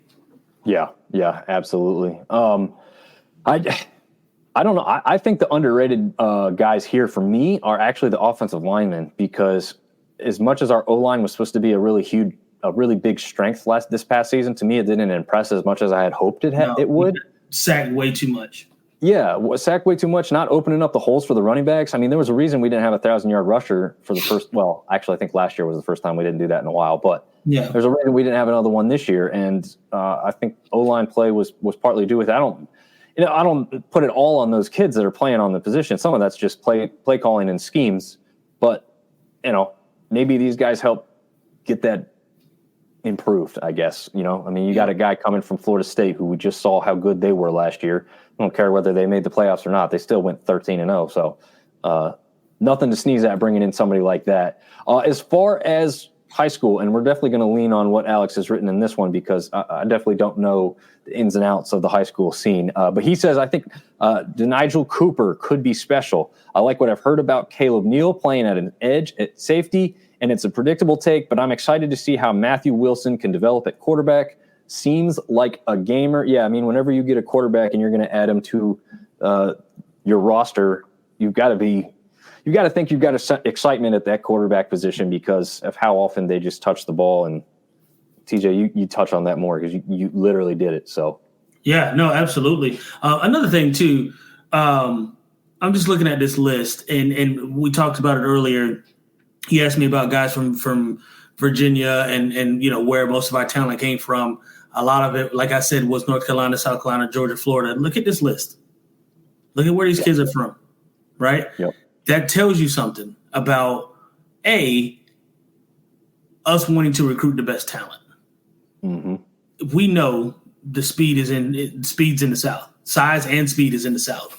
And so it goes to show the job that these guys are doing. Now, again, are all these guys going to pan out? No. Sheer odds say that no, not all of them will pan out. However, we're doing our homework, and we know where these guys are, and we're going to find them. So there's a lot to be said. Obviously, do I want to see more North Carolina guys on there? Sure. But if they're not good, then they're just not good. So go where they're good. So yeah. And we do have a wide receiver right here from down the road from you, Franklin Barrett. Hoping he pans out for sure. Yeah, absolutely. We'll keep our eye out. Like we've said, we're not the biggest experts as far as the portal or not the portal. Gosh, it's pretty much a portal now. I feel like for high school kids, they can probably do the same thing. One question that I found interesting that Troy's asking is edge versus athlete differences. But this is just a base on this question. But like when you see somebody listed as an athlete, as some of these kids are coming into college or in the transfer portal, are they? I don't know. I guess here's how I'll frame it. When I see ATH beside a kid's name, I'm thinking it's an offensive player every time. Is that pretty typical? Yeah, for the most part. When I came in out of high school, I was listed as an ATH. They didn't know where I was going to play. There's just a matter of, I say they recruited me as a running back. They played me at running back, played me at slot. I was punt returner, kick returner. So it just ATH usually means offense. Edge is usually either stand-up defensive end, outside linebacker, or hand in the dirt defensive end. So nice. Okay, so all that being said here, early outlook, went 6-2 in conference last year, 9-5 overall. We had 4 games that were decided by one score or less. One of them was in overtime. One of them was a 50. What was it? 57, 53? Yes, I think so. Something like that. It was over 50 yards to win a game. Right. That one was a win, luckily. But we had some other close ones that were losses. So, the bowl victory, to be honest with you, I'm kind of throwing out the fact of the score. I'm not worried about that. I mean, they won. Yeah, no, I don't care about that because if it was dry, we would have beat them like a drum. Yeah. So I guess what I'm going to ask you here, I'll let you just finish this one off. can they flip the close losses and kind of continue along this same pace in the next season? I mean, or did they lose enough that you think you've got some concern there? That'll depend on coaching and the philosophy if that changes, right? We talked about it a lot in the beginning of the season, playing not to lose instead of playing to win.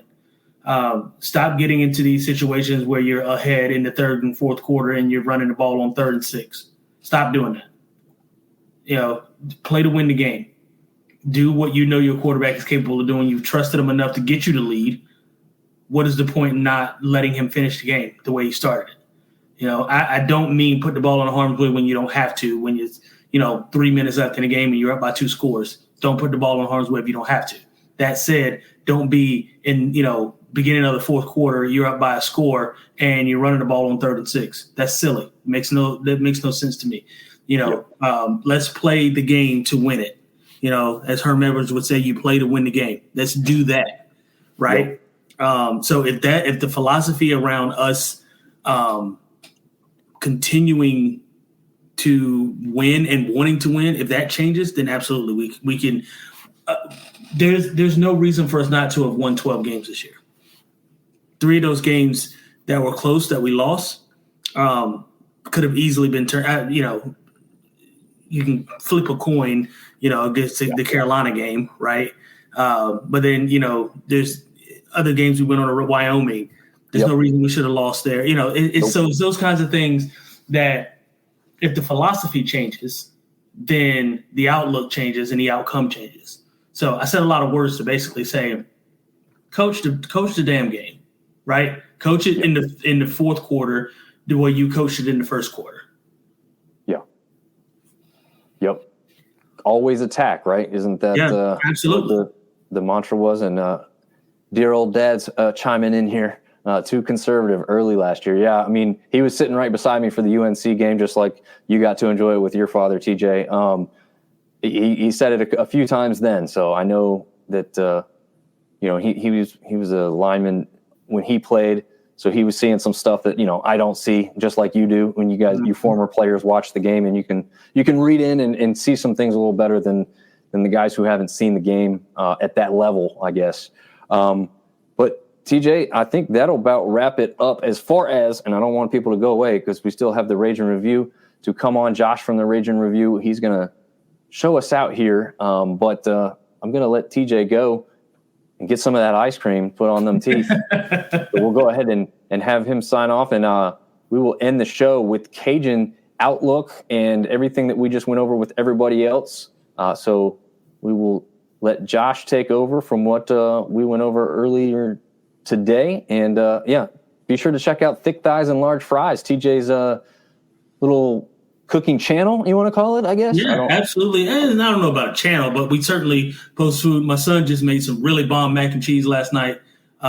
He's turned into a mini chef. I mean, literally from start to, he did everything. Nice. He's 6, guys. Like, he's 6 years old, and he's making his own homemade. The only thing we didn't do was the flour roux because he's not there yet. But we did the heavy cream, butter, adding your cheese, and turn the heat off kind of deal. He did it from start to finish. Super proud of him. Super pumped. Hopefully he grows to love cooking as much as I do. But yeah, Thick Thighs, Large Fries. Give me a follow. Click on some stuff. I don't necessarily post all of my recipes, but if there's something you see that you like, certainly DM me, and I'll be more than happy to send you what I do. So. Awesome. Well, appreciate it, TJ. Go out there and get you some ice cream, and I will play us out with Josh from Ragin Review. All right, everybody. Welcome Josh from Ragin Review to the show. Josh, we appreciate you making the time and effort to come on and talk to us about your Ragin Cajuns today. Thank you very much for jumping on with us. Thanks, Dom. We appreciate the opportunity. Always trying to spread Cajun across the nation. Coming to you live from the frozen tundra of Lafayette, Louisiana. Yeah, how cold is it down there right now? Last night it was 4. Today it was, I think when we woke up it was about 11. And right now I'm working with about high 20s. So, unfamiliar territory for us. Yeah, I was going to say, that's not typical at all, is it? No, not at all. We don't freeze very often. Right. Okay. Well, I think we're warmer up here in North Carolina, as weird as that sounds to you, but yeah, enjoy that cold. You feel like you're in Boone right now, or Huntington, or somewhere where the Sun Belt currently resides, I think. But anyway, let's jump into why you guys are here, and talk to us a little bit about your Cajuns. We'll start with the what your thought is on your biggest loss in the portal thus far. As we know, this stuff never seems to end. The biggest loss is obviously the headliner. Zion Chris goes to Houston. We had some hopes that he would stick around. Just didn't work out, and honestly, this is the environment we live in now. So shouldn't be a surprise to many people. But losing Zion's a big factor. I mean, he's the best player we had on offense, and some people would maybe argue that Kendra Gant, that also went to Houston, our best linebacker, our best defensive player, would be your biggest loss. But I think at the quarterback position, there's just no question about that. I think he's your biggest loss. Yeah, the guy that touches the ball on just about every play, unless you do a wildcat, right?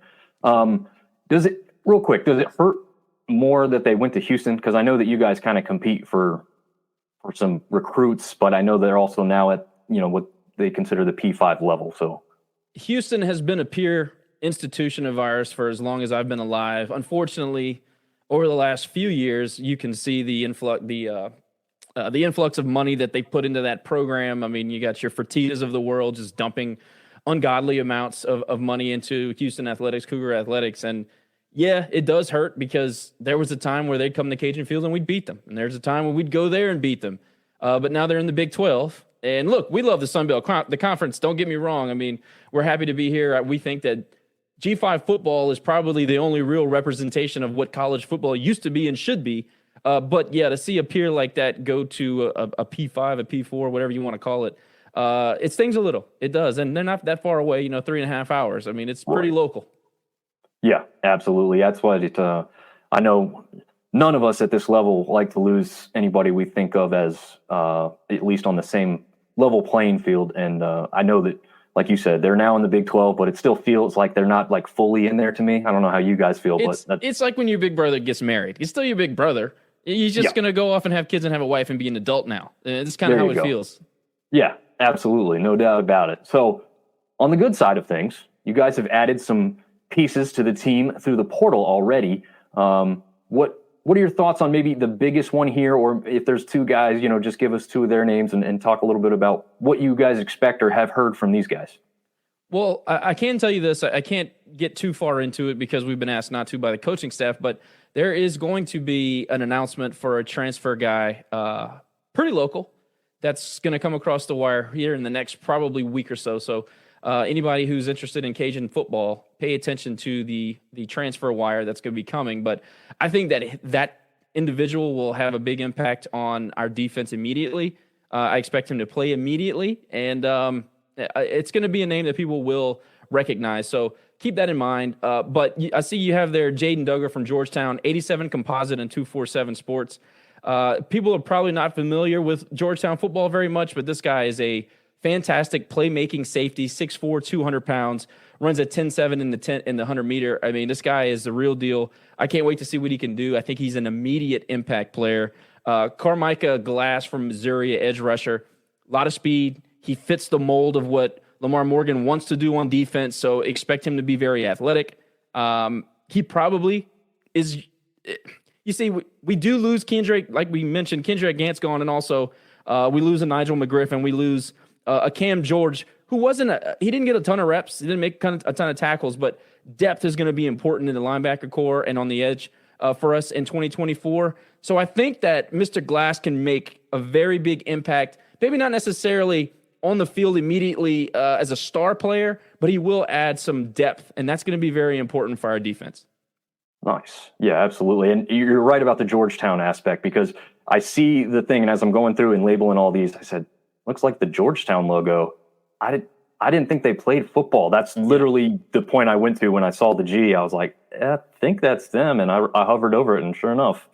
So, yeah, it's impressive. You're getting a smart guy when you got a guy coming in from Georgetown, too. So, yeah, Brainiac. And, I mean, look, he's got some football under him, and he still has an 87 composite. I mean, his grades are very important, very impressive if you go and look back at his 2023 season. you never look. We don't pay a ton of attention to D2 or what is it? It's FCS. They play FCS. We don't pay a ton of attention to it. We don't watch their games. I can't tell you I sat and watched a single Georgia game or Georgetown game. But the fact of the matter is that they still play football at a high level in some of those schools. And we're going to see what he can do at our level. But he has the size, he has the athletic ability, and obviously with the pedigree of a Georgetown, he's going to be mentally prepared for the football game. Yeah, absolutely. FCS still puts guys into the NFL every year. So like you said, there is still plenty of talent to be found there. Jumping into the high school class, and we do have 2 lists of names here. So this is not containing all of them. And I'll try and match it up when you pick out the guy you want to speak about the most between all these guys here. Well, I can tell you right now, and we mentioned it, the quarterback, the signal caller, the guy who touches the ball on every rep, that's the guy that everybody pays attention to. And we have Mr. Beal, and I'm trying to remember, I think he was the 34th ranked Louisiana signee in the 2024 class. No, I'm seeing it right now. It's 61. He's the 61st best player in Louisiana. And Dom, as you know, Louisiana puts out a ton of talent every year. If you can sign kids within the top 100, especially competing with the school across the basin and now Tulane, who's decided to invest in football, the top 100 kids in this state are typically good football players, great athletes. So he's the 61st ranked football player in the state. He is a quarterback. He just won a state title and did it in very impressive fashion. And I said his name is Mr. Beal. His name is Daniel Beal, for anybody who's not familiar with him. True pro-style quarterback. Has the size you'd like, 6'2" and 190. Cerebral guy, tough. If you've seen any of his high school film, people are excited about that. And I'm not saying that I'm not. I'm just saying that that's what is going to get all the headlines. What I am excited about is Mr. Ragin Dennis. Okay, he's a wide receiver. He's let's see, a little bit on the smaller side, 6 foot, about 170 pounds, but he is a freshman. He's in the class of 2024. He was committed and said yes to none other than Ole Miss and Lane Kiffin.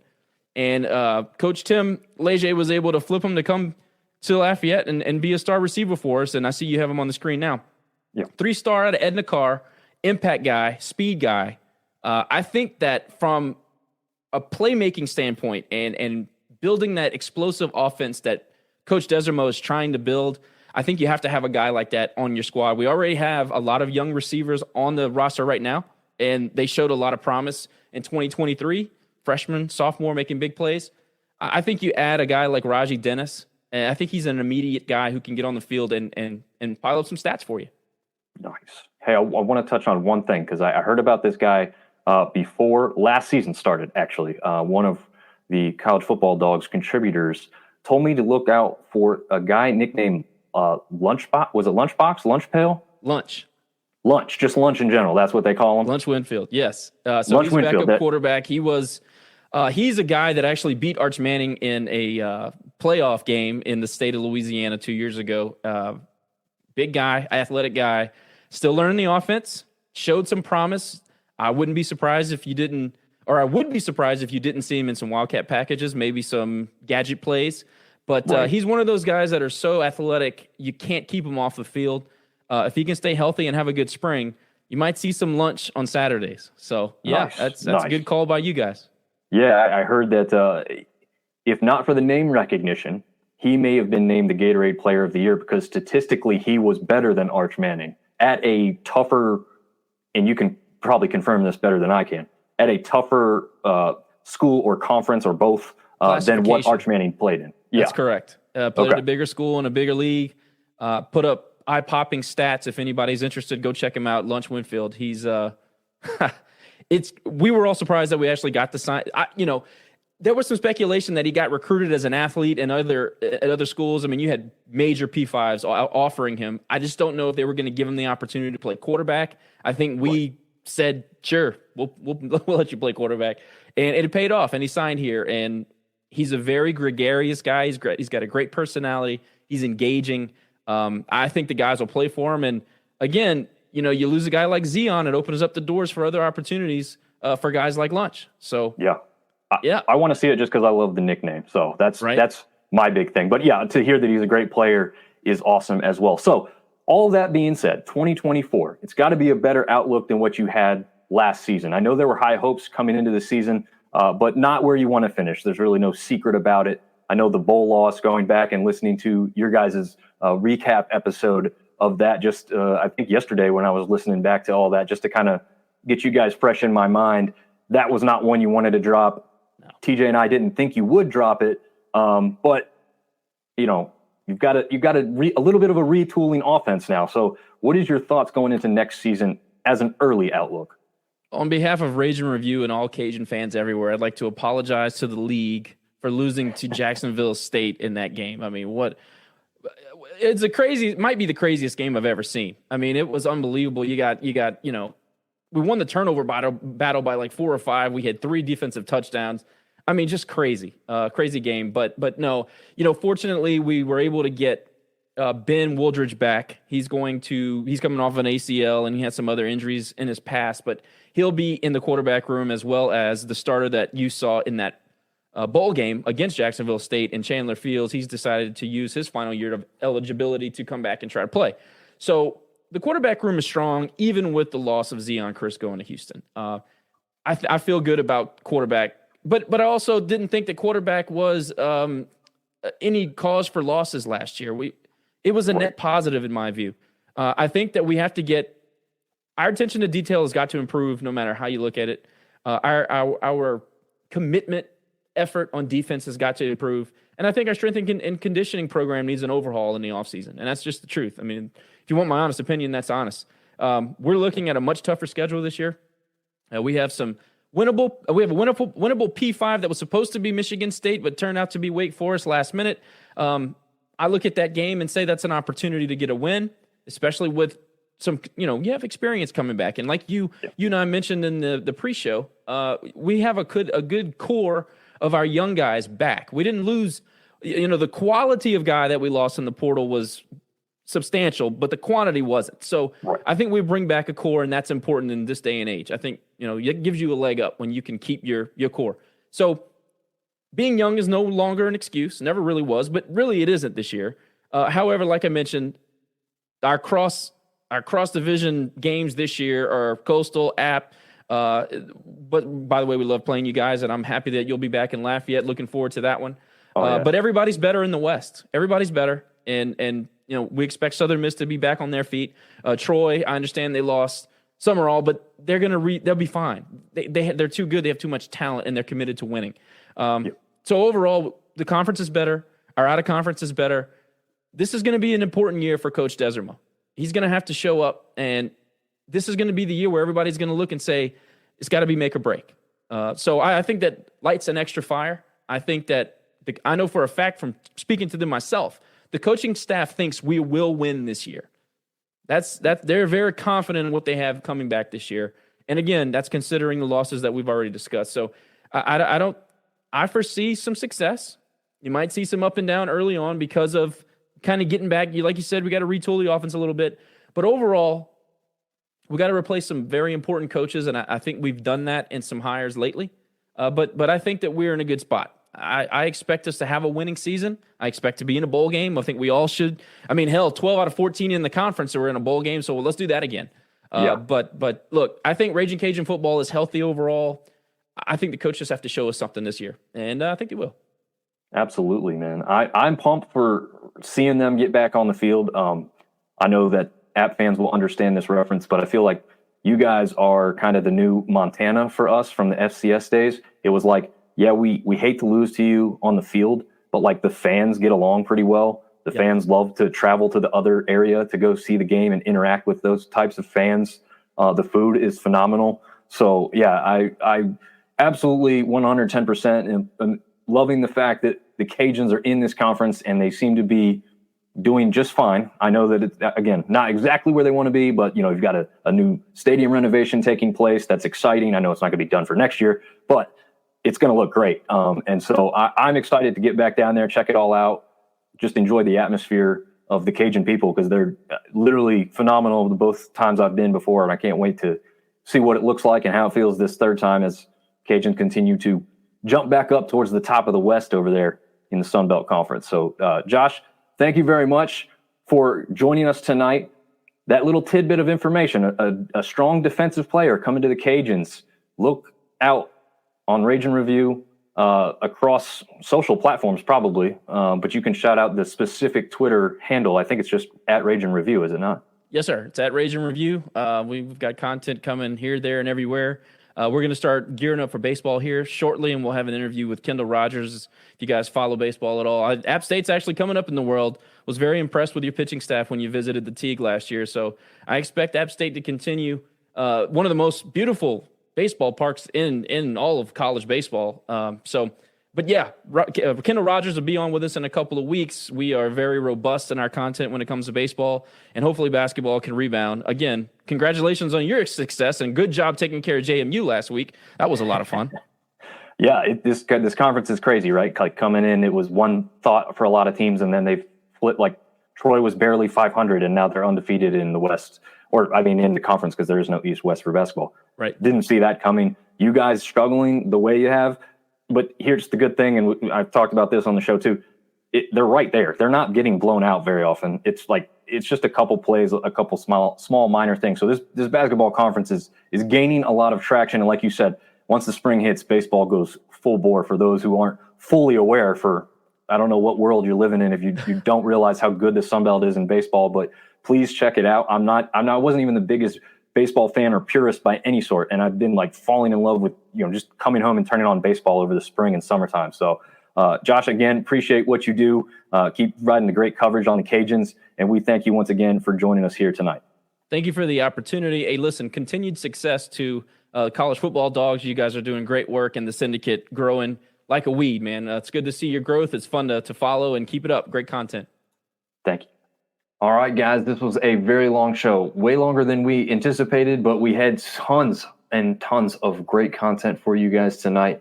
We appreciate everyone that tuned in, and you're crazy if you watch the whole thing through, but we will chop this thing up and get it so that it's a little bit easier to consume for everyone going forward. Once again, thank you all to tuning in tonight, and we will certainly have just about every single one of these guests back on at some point to talk more team-specific Sunbelt stuff in the future. Thanks for watching and listening.